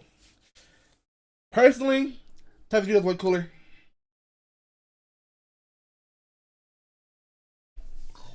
This is very okay. So we got Great Ape Vegeta or Physical Super Gogeta for the 3rd anniversary. So, if you asked me before his EZA, it would have easily been in the 3rd years. The 3rd years, back in the day, if you pulled them, you were good for a while. You were good for a while. They weren't super OP, but they could handle shit by themselves. But recently, with the EZA of Great Vegeta, I fuck with him a lot. So I gotta go Vegeta, bro. Bitch. Oh, it's Broly. Easy, Broly. It's Big Bro. Okay. Ents Evolution Blue Vegeta. Or STR Super Saiyan 4 Goku. But even after it's EZA, Vegeta's kind of okay. So I'm gonna go Goku. Goku's EZA, Super EZA, it's actually nuts. It's actually fucking nuts. So I'm going Goku. Broly or Gogeta? Gogeta is one person to Broly. Like, honestly, this Broly right here, AGL LR Broly, it's kind of dog shit. It's kind of dog shit, no cap. I haven't used this EZA yet, but Omega's dog ass, so it's the Super Saiyan Force. Physical LR Super Saiyan 2 Gohan or Ents Broly. Gohan's kind of ass, so Broly it is. Gamma 1 and 2 or AGL. The Gamma 1 and 2 are definitely better than AGL Goku. The Goku's so raw. Back in the day, all you had to do is add the skill and you one-shot an event, bro. Like, it's easy. Goku and Krillin, Gohan and Krillin versus Kakarot. You're going Kakarot. Okay, Kaioken and Goku, my bad. Oh, they just came out. They just came out. It's not fair. Sorry, Cooler. I love Cooler a lot. But Super Saiyan 4s, bro. They just came out like this month. It's Diamond Goku. They're crazy. These niggas just came out. But, I haven't used them though. I haven't used them though, so I'm gonna be biased. I have not used the new Vegeta and Goku, so I'm gonna be biased, okay? UI. I'm a Gogeta stan. I am a Gogeta stan. But I do feel like Diamond Super Saiyan 3 Vegeta is just crazy. He's way better. This is the forest, bro. I haven't used them, but I like UI. Bro, Goku. Oh my god, this is definitely STR, Goku Black. Full power Frieza easily tanks that. It's definitely Vegeta goes into Gogeta right there. No, Vegeta, it's Vegeta. This is tech. Let's Gogeta. I'm tripping.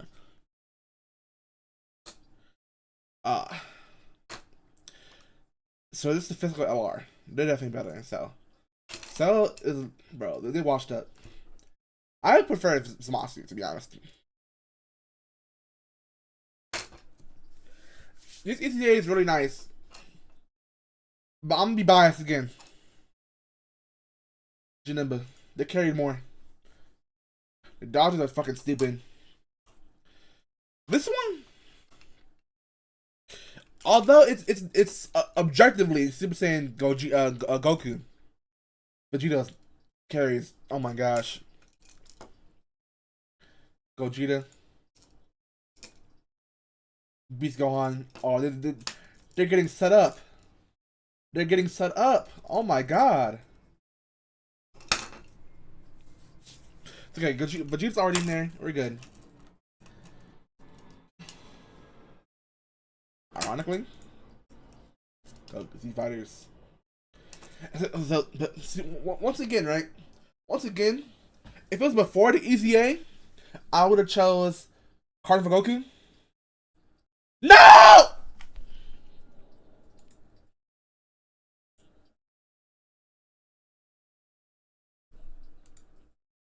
Okay, go on. There we go.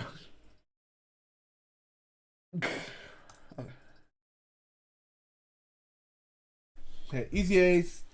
I think I like Baby more than from the EZA.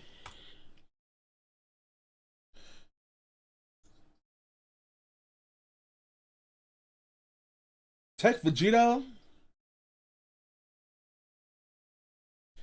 Or, oh my gosh. Tech Vegeta or the Blues. Or, oh my gosh. This is hard, bro. This is hard. Because post EZA, these are crazy. But are they crazier than Vegeta? I don't know.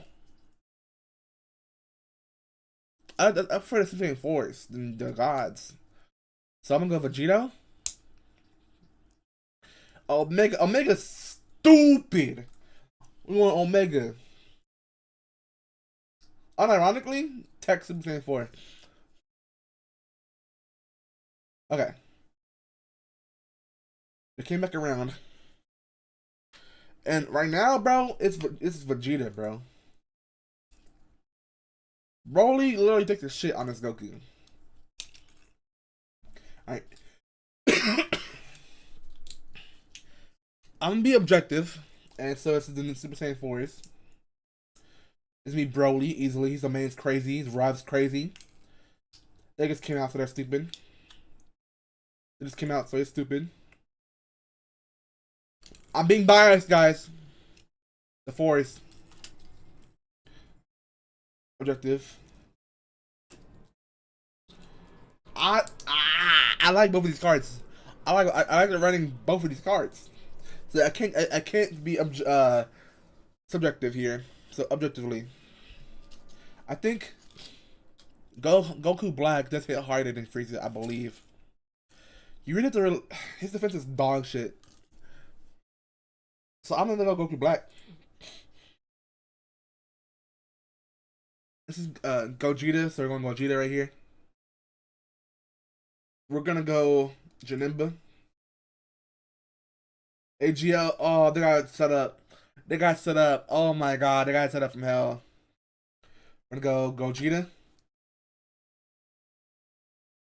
Oh, I don't know. I haven't had EZA yet. I haven't had EZA yet. So we're gonna go Beast Gohan. Gohan and the Gold Bros. Hey. Gohan. It's Vegito. It's Mega. It's Broly for sure. Broly for sure is better. I'd say the 4 is better. Personally, I'd say the 4 is better. This objectively, they're better.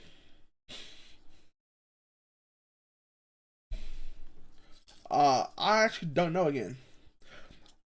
I'm gonna go with Zamasu and Goku Black, to be honest. It's objectively Super Saiyan 4. I'm gonna go these guys. The Dodgers are crazy.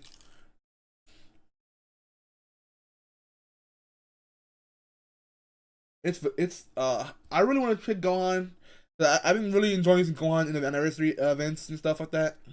But it's definitely Vegito. Right now, I'm more biased with Omega, but I'm going Broly. The new 4s. The blue UI. It's definitely Gogeta. It's definitely Vegeta. I'm biased with the Force. Sorry. I'm biased with Gogeta.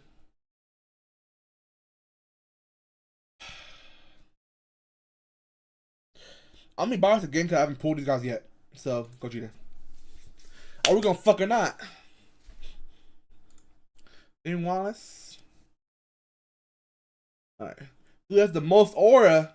Okay, we're aura farming. Let's see. Aura farms, what's up? Hey, fellas. Wherever I go, the wind follows. And the wind? Well, look at the light coming down. The cape flipping in the background. The hand motions. It smells like rain. Let's see. You're like me. My name is Peter Parker. Oh, okay. Not Oriflow enough. Let's pass one. Vision and Pet. Let's see.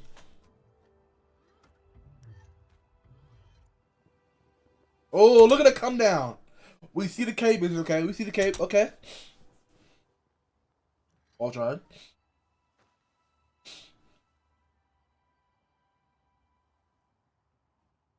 You're afraid Of you. of death. You're the last one. You were supposed to be the last. Stark asked for a savior. Bro, look at the wind flowing in the cape. Built for a slave. I suppose we are both disappointments. I suppose we are. Humans are odd. They think order and chaos are somehow opposites and try to control what won't be. But there is Too much happening now. Too many. I mean, we know it's Batman. It's we can tell right there. All right, aura, right? What is this? Boom, talk to me. What is this, please? Hello, I am Jarvis. You are Ultron, a global peacekeeping initiative designed by Mr. Stark. This feels wrong. I'm a peacekeeping program created to help the Avengers. I don't get it. The mission. Give me a second. Peace in our time. Peace in our time. That is too much. No. How could you be worthy? You're all killers. I was tangled in strings. These puppets had to kill the other guy. Wouldn't have been my first call. But Down in the real world, we're faced with ugly choices. I'm on a mission. I'm not fucking with it. Peace and Let's see. You just said something. Steve Harvey? I'm playing. Sir, There's something out there. another submarine. No. Oh, look at him. Yep. Boom. It's back right there. That's all I need to see. That's all I gotta see.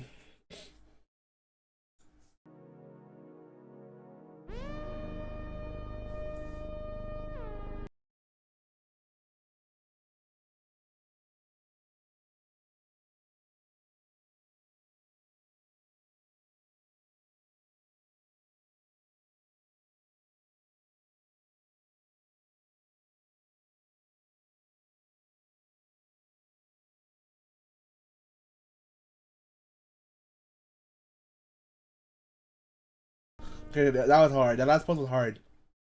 Alright, Ken, what you got, Ken? He said he was a traveler, a scientist.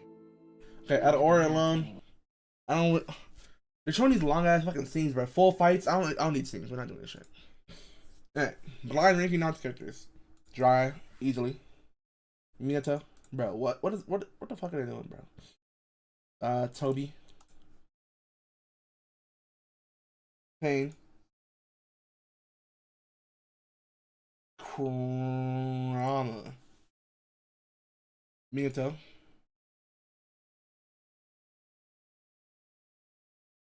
Toby. Minato. Minato. Okay, that was fucking useless.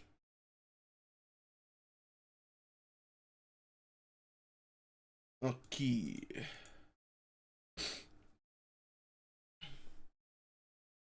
And we'll hop back. Let's see what Flat's talking about. Before I get into too much today. What's up, Flats? I haven't really been playing. How you doing, dog? Last, like 2 weeks. Me neither, dog. Mostly because one, there was the new Overwatch update, and then I went on vacation for a week.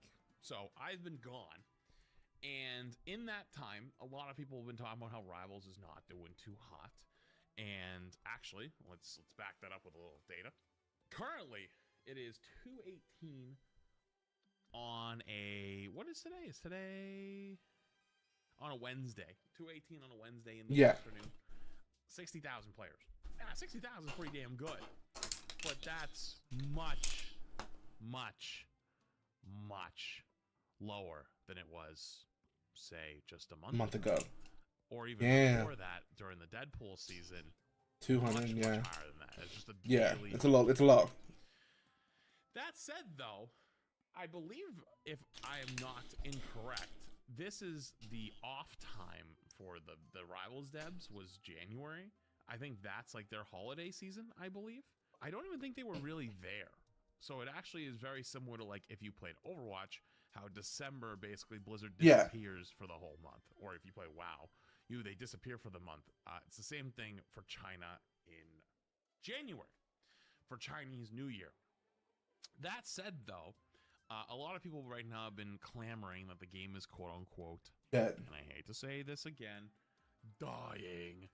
Yeah. Because people have not been enjoying the game as much, and the addition of Elsa made things apparently not that fun. Elsa, I can't stand her ult. I can't stand her ult. The fact that it can go through multiple players is crazy to me. I hit her harder. I made my little prediction tier list, which, by the way, hey, you know what? What didn't nail everything? Dive definitely came back, though. Yeah, I'm just saying, Dive did come back. Dive was a lot better.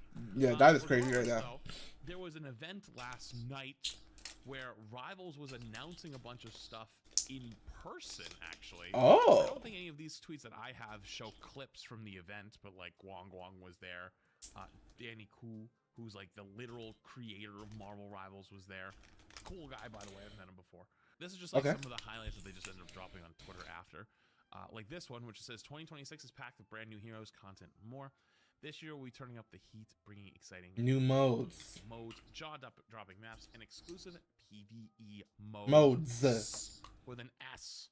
The battlefield yearns for fiery battles, and we're here to spark it up. Stay tuned, rivals. Spark it up. And a secret agent collide in New York for an impossible mission. Find out more about season 7 approaches. That is who again? It's like Black Cat, right? And who's the other one? Nick Fury. White Fox, I think. Is it White Fox? And then they had the graphic, of course. And they dropped along with it, which was like new heroes, new maps, new costumes, new game modes. By the way, these first 4 are just like what's currently happening. These are no different. Yeah. The one down here is what got my attention. The new PvEs with an S.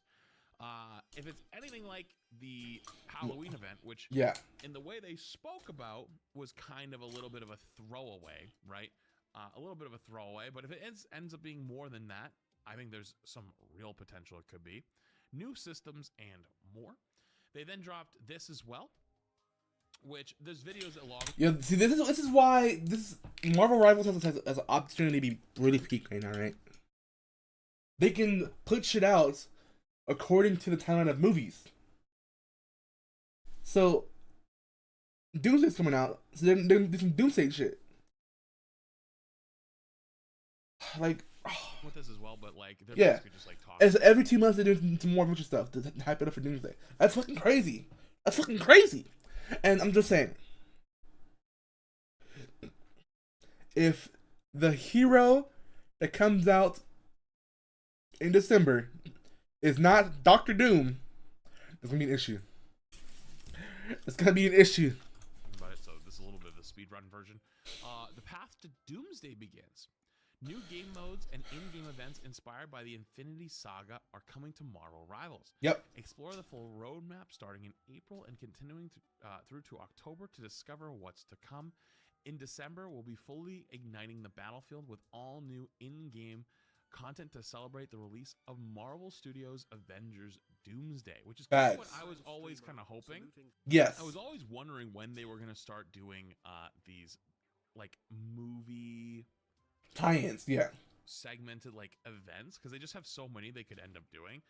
And with the new Avengers Doomsday movie coming out at the end of the year, it looks like we're Secret Wars, so on and so forth. Yeah. I wonder if they're gonna drop Thanos. Yeah, like Avengers. If they drop Thanos, oh bro, Thanos, and then you come back in December and drop Doom, brother. Game like this is a perfect time to drop a Thanos season. That would be kind of insane if they ended up doing it. And then they could deadass do a PvE event for Infinity War or Endgame, where it's from Fortnite, right? It's the Fortnite event. You just plug that from Fortnite, bloop, and put it in our Rivals.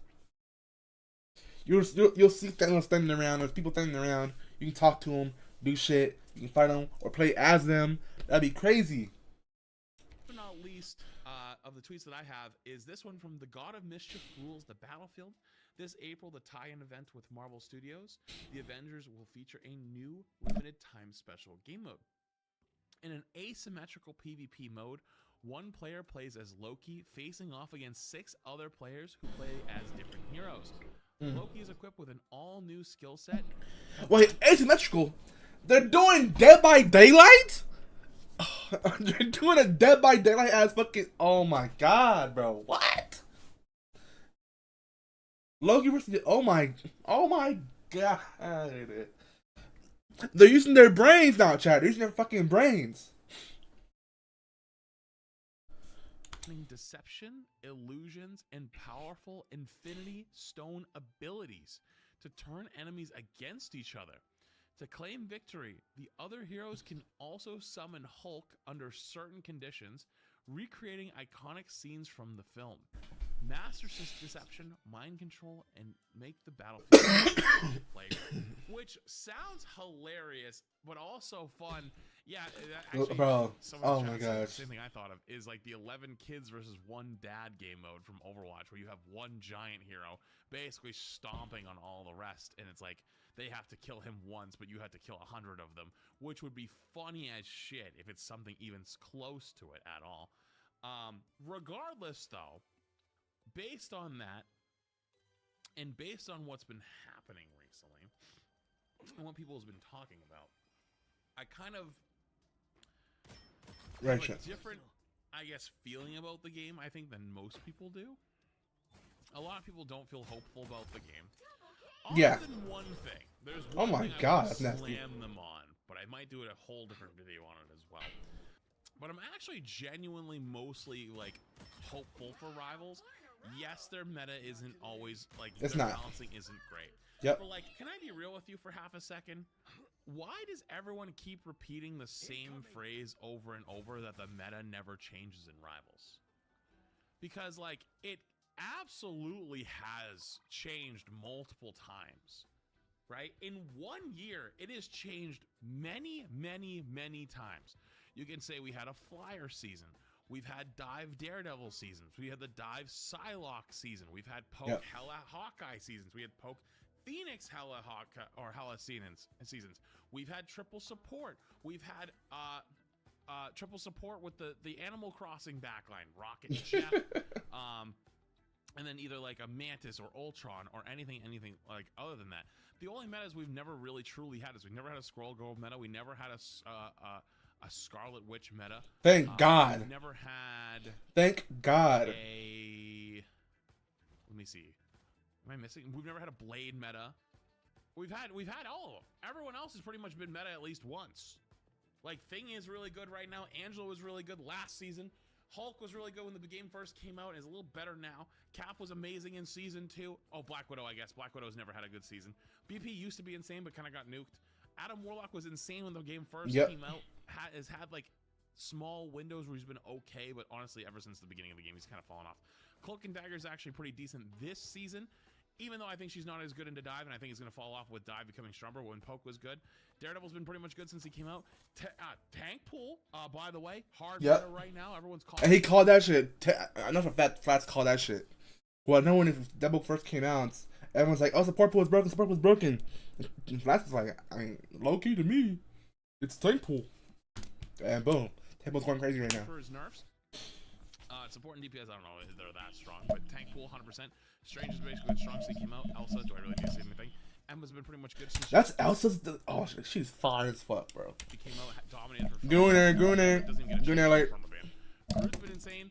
Who's good in the beginning of the game. He was actually really insane last season. He's still strong now. Hawkeye was perma meta last season. Hela was perma meta last season. Torch dominated from 2 to 5. Invis is really good for the last 2 seasons. Iron Fist dominated season 2, then kind of got nerfed a little bit. Now he's like okay. Iron Man was 100% meta like season 1, but hasn't been really been meta since. Jeff had his rework meta. He had the meta before he got reworked, where he was playing DPS Jeff. Yep. Now he's just kind of eh.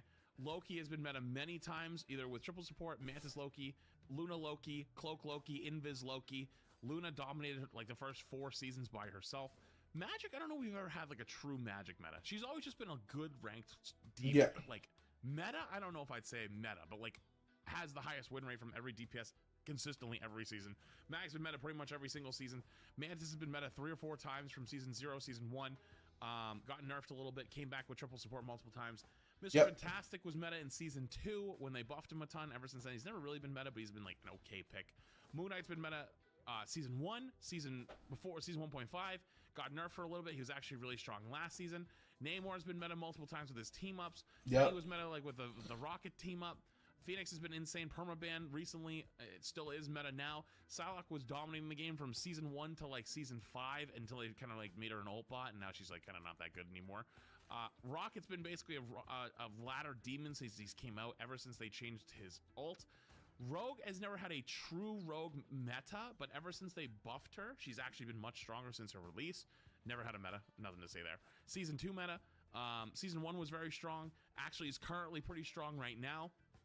Scroller never had a meta. Starlord seasons 1, season 2, fell off a little bit for a bit, but he's always strong, especially in pro play. Hard meta season 2 was absolutely busted. Then they had to nerf down, and now is like a situational pick. Has been meta many times. Currently meta, was also meta. Before? Actually, when he came out, he was pretty good. I don't know if I'd say he was meta, decent, but he's actually meta right now. Thor is actually insane right now. Was also really good before they started reworking him.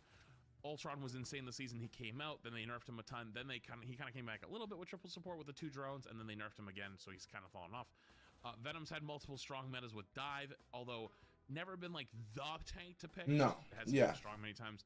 Bucky's been strong basically the entire game, and Wolverine's basically been strong the entire game. So like I always get a little confused when people preach the narrative that like the meta never changes in Rivals. Yes, triple support's always there, right? Triple support is kind of annoying, but like it's not every single game currently unless you're at the highest level. And like I hate to break it to you, you ain't there, because I know for a fact I ain't there, and I'm playing at like C2, C1 right now. I'm not there. I'm at the streamer level right now where it's like I'm still like playing in a lot of the good games, but I'm not playing every game in the insane games, and so I get to play with the other like decently good players. And that's the upper echelon. That's less than 1% of the players of the game, and I ain't seeing it every game. Meta, I don't know. I feel like a lot of people talk about balance in a weird way, because balance will never be perfect regardless, right? And I do think that they should be stronger with their nerfs and on certain characters, or with changes to certain characters. Absolutely. However, though, perfect balance is gonna be impossible, no matter how far you stretch it, right? What I think Rivals should do with Season 7 is you need to swing the bat, and you gotta do big shit. And you wanna know big shit? Change the ban system from 2 to each team to 4 to each team. Please! Please! I need it! I need it! I need it! I said it. I don't care if it's up to 8 bans in a single game. Let it ride. Let it fly. 4 bans per each team. Please! Now, granted, I think they're going to be too scared, and they'll do 3 per each team. That's but fine. I think 4 would be the way to go. And I'll explain why I think 4 is 4 is the way to go. You're correct. When the game first launched, we had what? 12? I hate this skin. I can't stand the leggings. I can't stand the leggings. No. 14 less heroes because the Fantastic season, right? Season 0. Is it 14 less heroes or more? It might be 14 or so less heroes. There's been 14 hero additions since then. 14 heroes have been added since Season 0 with the ban system. Right. In Pro Play, they get 4 bans per team. And even then, they're kind of stretching it a little bit right now. But they also get Protect, so it's a different system. You can absolutely make the game work with 4 bans. It would be a 10-minute ban phase? No. You just make the ban phase slightly shorter. You make it 10 seconds or less than 10 seconds. Yeah, you know what? You could even change it to this, that when it does like, so when you ban somebody, right, you have 10 seconds to ban, and then there's the 5 seconds of like tallying votes. That 5 seconds of tallying votes, you could put in your next ban. Boom, 4 bans each game for each team. Maximum of 8 heroes getting potentially banned. Yep. But that means a lot of shit's getting banned, especially really strong stuff. But that allows you to have different metas, you know? Granted, I don't think they'll do 4. I think they'll do 3. I think they'll do 3. Make it like Overwatch? Nah. Like Overwatch? I don't No. know why people glaze the Overwatch system so much. It's not that good. The Overwatch ban system is really annoying, actually. Like, the only thing it looks good on paper. It's really not that fun to play in. Because like you literally can game the system with the Overwatch ban, because you can only ban 2 of one role. So like, let's say you walk into a game and you're like, oh shit, let's ban Zarya Sigma. The other team bans, I don't know, Winston. Guess what? You get 1 of your bans. You literally get 4 out of your second ban. And if you don't ban something else with it, guess what? It's already cooked. And you also have, it goes on a system basically from left to right, and it goes off numbers in the background. So your left ban is worth 7 votes, your middle ban's worth 5 votes, your right ban is worth 3 votes. So if you only ban 2 heroes, right, you're like, oh, I only care about banning Sigma Zarya, and your whole team bans Sigma Zarya, guess what? If the other team banned 1 tank, you only get 1 ban, and that's it. The game says, F you. And moves on. You move on to the game with 3 bans, right? And so many games actually, you end up actually walking in with only 3 bans, because sometimes the teams only ban 2 characters because they really only want to ban 2. The other team bans 1 of those characters or bans 2 of the same role, and then you don't get it. So it's like, it's really not even that fun. At least with the rival system, you're guaranteed to ban the character you want to ban. You know what I mean? The power will always be in your hand, and I think that that's pretty decent. Granted, the rival system is not perfect, but regardless, yeah, it's not. Oh, it's done? Damn. I need to use the bathroom. I'll be back, guys. I'll be back, guys. Boom. Bow.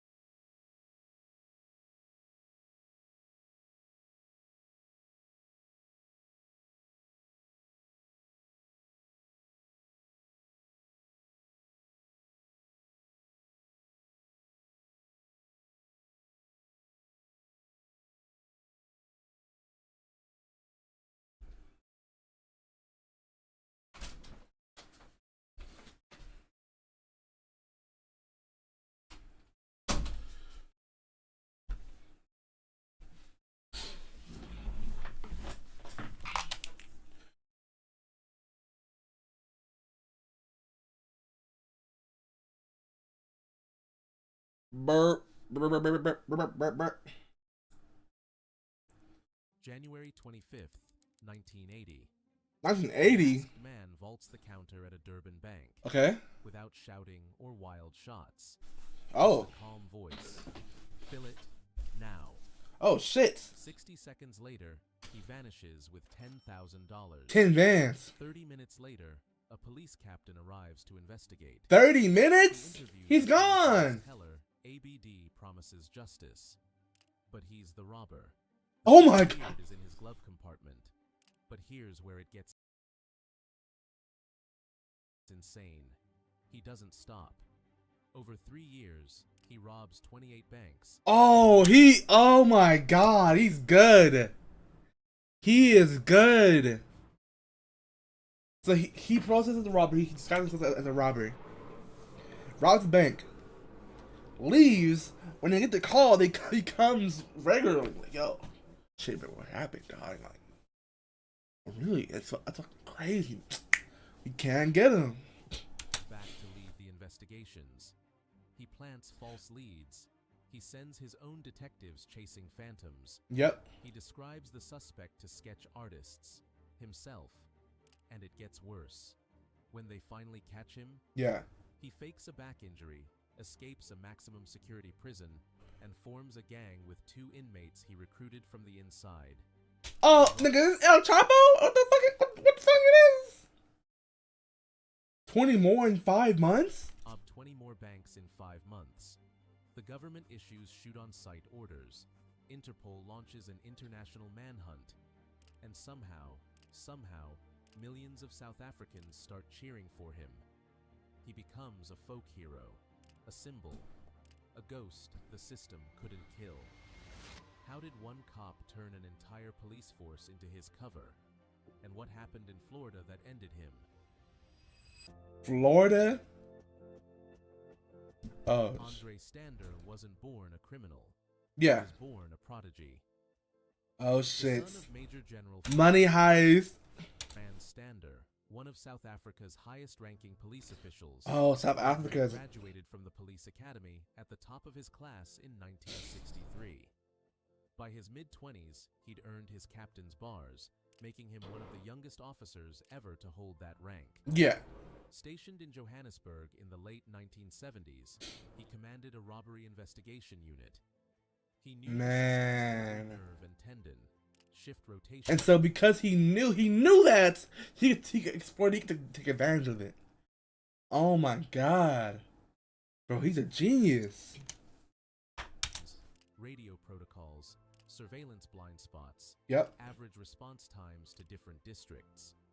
He helped write some of the procedures himself, and somewhere along the way, he realized these procedures had a flaw shaped exactly like his lunch break. Man. It started in late 1977. Mm-hmm. Captain Stander assigns his detectives their morning tasks, checks his watch as noon approaches, and announces he's stepping out for lunch. His team doesn't question it. Bosses take long lunches. It just happens. But Stander isn't heading to a restaurant. He drives to John Smoot's airport, boards a flight to Durban, 500 kilometers away. In the airplane lavatory, he transforms. Cheap wig, fake beard, sunglasses. The disguise itches. Yeah, it does. The absurdity of a police captain playing dress-up as a crook isn't lost on him. But he proceeds anyway. At 1:15 p.m., Stander walks into a Durban bank. And back in the day, you could tell shit's fake. You could tell shit's a fucking fake. So it's not like today at all, where shits are more like natural, looks more natural, more real. That shit was ass. Of a man who owns the building. No accomplices, no backup. Just the confidence of someone who knows exactly how long it takes police to respond, and exactly which exits they'll cover first. He approaches a teller, reveals the Z88 pistol tucked under his jacket, and speaks softly. This is a robbery. No alarms, no heroes. You won't get hurt. The teller complies. Not a single shot. No witnesses even realize a crime is happening. Within 4 minutes, Stander exits with 15,000 rand in his bag. Damn. Back into his civilian clothes in a rented car and races to the airport. By 3 p.m., Captain Stander strolls back into Johannesburg Police Headquarters carrying a takeaway sandwich as cover for his absence. In less than 3 hours, he has committed an armed robbery in another city and returned as if from an extended lunch. 3 hours? That's crazy. They're like, damn, it's still gone. As it gets, he would later tell investigators. Emboldened, Stander refines what he calls his lunchtime protocol into a personal science. Yeah. He targets banks in distant districts to minimize recognition. Yep. He times his hits precisely when his own detectives are buried in routine meetings. On multiple occasions, he schedules department debriefings at exactly 1 p.m., ensuring his entire squad is stuck in a conference room while he's extracting cash from a vault 20 kilometers away. GG. Police issue firearm during robberies, both for protection and insurance. If any beat cop stops him during a getaway, he can flash his badge and be waved through as a fellow officer. Yep. The irony compounds. Damn! Oh my god. Reports crackle over the radio. Captain Stander volunteers to respond. He's often first on scene, unsurprising given that he was just there. Witnesses eagerly recount the crime to the very man who committed it. Stander keeps his composure, asks pointed questions, and steers his colleagues toward phantom leads. The suspect was calm, efficient, he tells fellow investigators, describing himself with clinical accuracy. He knew our response times and protocols. We're looking for someone with training, possibly ex-military. His teammates nod, impressed by their captain's insight. Yep. Each successful heist feeds his ego. His tactics. Oh my god. And yep, that's what happens. The more you get away with shit, the more egoful you get. So the more you start letting shit slide. He starts shedding the disguises, betting that no witness will dare accuse a respected police captain. And that's why you fuck up, bro. What? You start using your whole bag. I can walk in there on myself. How dare they? On one occasion, he robs a Johannesburg bank branch in broad daylight while dressed in a tailored suit, suitcase in hand, then drives directly to the airport and boards a flight to a police conference in Cape Town. As the plane climbs to 30,000 feet, his colleagues on the ground scratch their heads over the mysterious new robbery. Stander's alibi is airtight. He's literally airborne. Yep. But the system he's gaming is vast, and it keeps records. A junior officer in Johannesburg, poring over case files one night, notices a pattern. Captain Stander's whereabouts during several robberies are suspiciously vague. In one case, his logbook shows a long lunch exactly when a bank was hit 20 kilometers away. Yep. In another, he claimed to be visiting a sick relative on a day 3 separate banks were struck. 3 banks in the same day? Oh, he's getting bold. He's getting bold as shit. So this is what happens when you get too much success in your field. You start letting shit slide you would normally do. What's up, Cass? How you doing, dog? But that first robbery he did, it took 3 hours for him to get back. Crazy. And then hitting 3 in one day? I'm done with hair. No, you don't, bro. Chill. Hesitates. Could it really be coincidence? Chill. Is never around when the lunch break robber strikes, yet always first on scene afterward. Suspicious, right? His findings up the chain. So no body cams. It's like the 80s. Back in the 80s, for real. No body cams. The investigation that follows is conducted in absolute secrecy. What happens when... Oh, they got him in the back. They couldn't tell him about it. Duh, nigga. Oh my god. Captain is the criminal low key. You run. You either run or you make a plan. 6th, 1980. Before dawn, Two detectives approach a modest house in a Johannesburg suburb. Andre Stander wakes to frantic pounding on his door. Through the peephole, he sees his colleagues, and their faces tell him everything. He got caught. Andre Stander, we have a warrant for your arrest. He Yep. opens the door, hands raised. No dramatics, no final escape attempt. The golden boy of the South African police has been caught. The shock inside the department is seismic. Investigators link him to at least 28 armed bank robberies. 28? 28?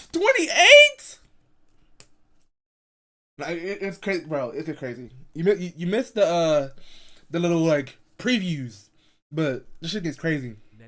We're only 8 minutes in the video. It's 50 minutes more. 100,000 rand. In court, Stander doesn't plead greed or desperation. He makes a political claim. He says he lost faith in law enforcement after being ordered to fire on unarmed protesters. Whoa! In the 1976 Tembisa uprising. Oh shit!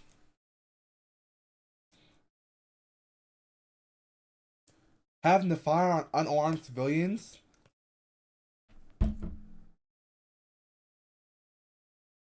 That sounds corrupt to me too, yeah. He paints himself as a man disgusted by a 28th one. Let's see. 100,000 rand. 6 bands. Damn, 28 for 6 bands is crazy. Wait, no, hold on. Wait. That's the 80s, right? The 80s. Hold on. So, inflation calculator.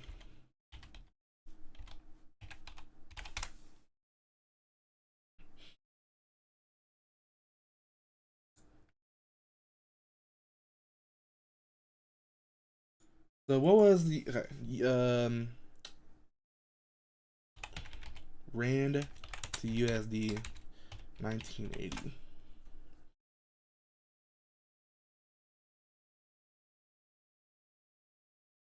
Okay, 1 rand.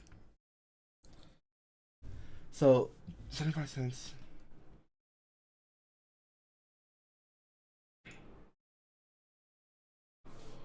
So calculator, right? Bitch, what the fuck is this?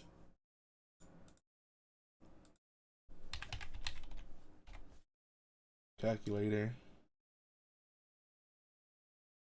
Boom. So 0.75 divided by 100,000. Oh fuck.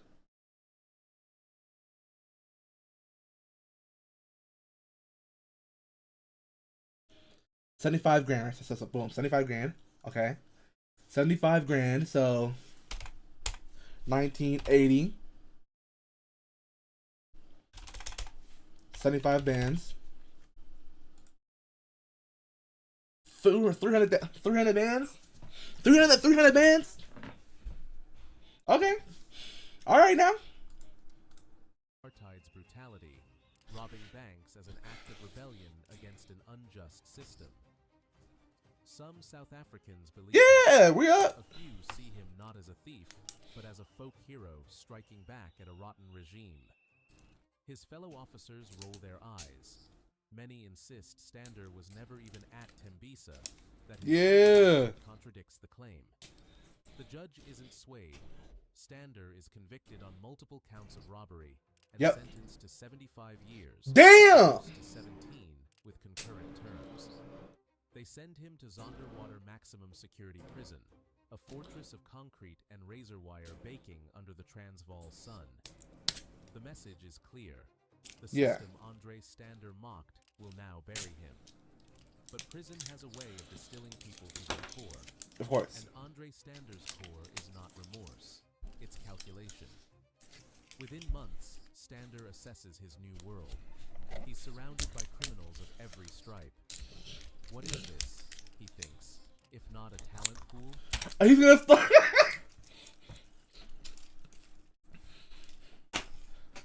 It's not a talent. That's a bar. That's a bar. We're breaking out here. We're getting out. Could rob banks single-handedly as a cop on lunch break. What might he accomplish with a team? His reputation precedes him. The infamous He's getting sent to hell. Great Bandit draws attention. Two inmates in particular gravitate toward him. Patrick Lee McCall. Patrick? A brash 34-year-old bank robber with a violent streak. Oh. Alan Hale, a 31-year-old ex-mercenary. Just like fucking, he looks like fucking, the dude, Jeffrey Dahmer. And thief with a calculating mind. McCall is volatile, fearless, the kind of man who kicks down doors with guns blazing. Hale is the opposite. Yeah. Analytical, always plotting 3 moves ahead. Stander sees the balance. In the exercise yard and in whispered cell block conversations, the trio bond over shared grievances. Stander teaches them police tactics, how to monitor Police tactics, predict response times, identify surveillance blind spots. McCall and Hale contribute their own expertise. They call that's themselves Gotham Asylum ass motherfuckers. Gang, half jokingly at first. Then, seriously, they're assembling the blueprint of a war against the banks and against the state. For 2 years, the plan simmers. Then Stander spots his opening. He fakes a severe back injury, walking with an exaggerated limp, on cue. For months, he petitions for outside medical treatment.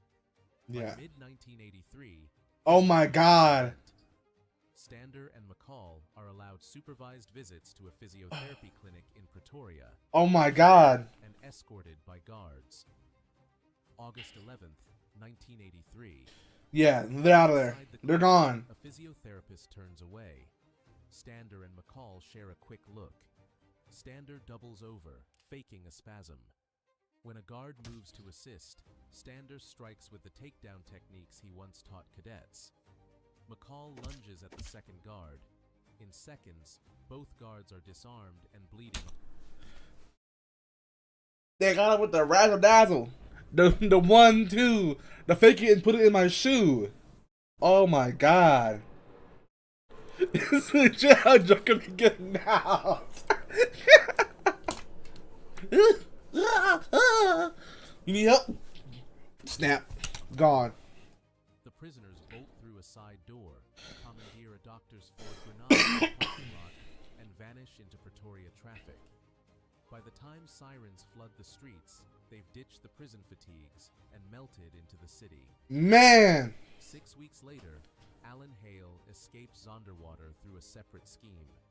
The Stander gang is reunited on Wait, how did he get out though? He didn't climb. That's not where he climbed. But how did he get out? Tell me about that. I want to know about that. Side. Now the real spree begins. But with the entire South African police hunting them and apartheid authorities issuing shoot-on-sight orders, how long can 3 fugitives sustain a crime wave before the bullets? He broke out Solodolo. It took the mastermind 2 niggas to get out of there. But the third nigga got out by himself. Like, how the fuck do you do that shit?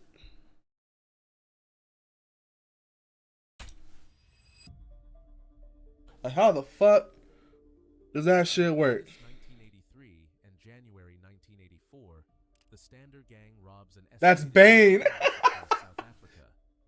Their methodology In a year, they broke 20 banks in a year. is surgical. They monitor police radio frequencies, identify response gaps, and strike with precision timing. Hale, the planner, selects targets with multiple exits and weak security. Yeah. McCall handles intimidation, bursting through doors with a shotgun. Billy Ray Cyrus. The room. Stander, always the smoothest talker, controls the tellers. Their signature becomes famous.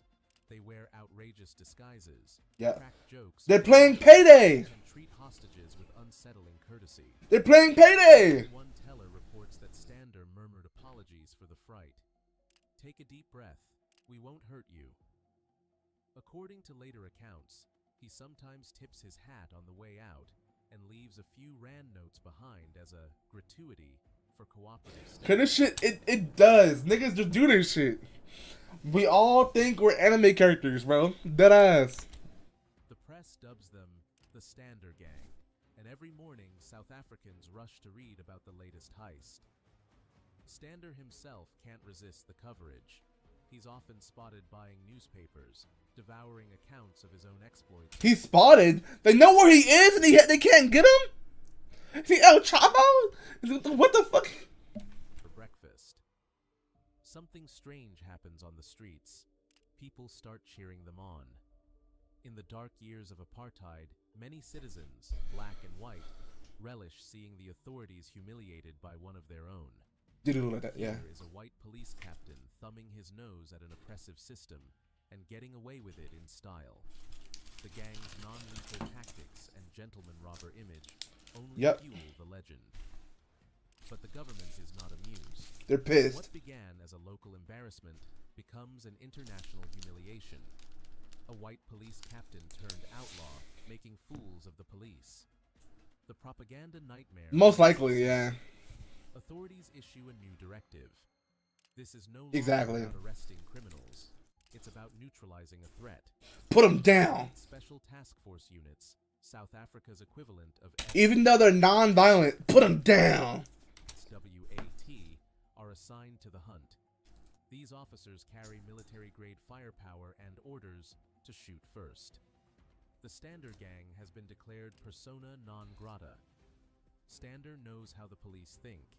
He taught many of the men now hunting him.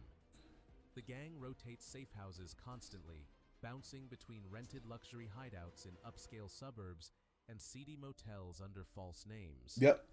For a while, luck holds, but their lifestyle becomes their liability. In their downtime, we hit Gotham Knights. Expensive champagne, flashy cars. Yeah, of course. Escorts. One night, someone lets slip a detail. Or perhaps a woman recognizes Stander's face from the news.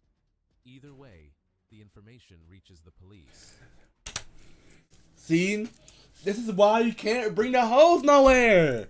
They start snitching. What do you mean we're having a good time at a party? You call the cops. Oh my god, bro. The safe house is in Houghton Estate, an affluent Johannesburg neighborhood. January 30th. Johannesburg. He's in his home city. Yeah, but he didn't. But then he said like someone knows his face. Like right here, you know. Or perhaps a woman recognizes Stander's face from the news. Either way, the information reaches the police. The safe house is in Houghton Estate at 84. Maybe. Before dawn, armored vehicles creep toward a suburban house fringed by tall palms. Inside, Lee McCall peers. Oh, perhaps. Okay. Bloodshot eyes straining in the darkness. Something feels wrong. Then a stun grenade detonates. Oh! The quiet street erupts in gunfire. McCall grabs a pistol, runs room to room, searching for his partners. But Stander isn't there. He's gone. The safe house minutes earlier to secure travel documents. McCall is alone. Oh my god. SWAT officers pour through shattered windows. McCall fires wild shots, but he's outgunned. A barrage of automatic fire tears through the walls. When the smoke clears, Patrick McCall lies dead on the kitchen floor. The police have taken down one member of the notorious trio, but Andre Stander has slipped the noose again. With one partner dead and another fleeing the country, what does the most wanted man in South Africa do next? And how does a traffic violation in Florida become the thread that unravels everything? No. Lee McCall's death shatters the adventure. Alan Hale manages to flee South Africa in the chaos, eventually surfacing in England. And got him. Robbing banks until his arrest months later. Andre Stander Bro, once you flee the country, bro, you gotta tighten up. You gotta chill out, bro. You can't. Oh my god. Alone. His face is on every television screen, pinned to every police bulletin board from Cape Town to Cairo. Interpol alerts have gone out. Border agents are on high alert. For perhaps the first time in his life, the man who gamed every system feels something unfamiliar. Cornered. Yep. So what does he do? He doubles down on audacity. In the days following the Houghton raid, a man fitting Stander's description walks onto a police impound lot in Johannesburg wearing a stolen police uniform and a captain's insignia. In the chaos of shifting evidence from the raid, he bluffs his way into retrieving a confiscated white BMW, ostensibly for undercover use. The lot attendants, seeing the uniform and hearing authoritative orders, wave him through. Stander drives off in a car the police themselves seized. With the BMW and whatever cash remains from the spree, Stander forges a new identity, Peter Harris. That's crazy. He obtains a doctored passport, shaves his distinctive mustache, and slips out of South Africa, likely through a bribed official or a border crossing into neighboring Swaziland. By early February 1984, Andre Stander has escaped the country entirely. GG. His destination is as bold as it Fort is Lauderdale. unexpected. Fort Lauderdale, Florida. Sunny beaches, palm trees, and anonymity 8,000 miles from Johannesburg. Yep. He arrives with a suitcase of cash and the confidence of a man who has beaten every trap. Posing as an ordinary expatriate, he rents a beachfront condo and purchases a bright orange Ford Mustang from a local dealer. Mustang, yep. Cash. He tells people he's a businessman. The CIA saying, we need you. Andre Stander lives the quiet life he never had. Morning jogs on the sand. Afternoons by the pool. No disguises, no banks.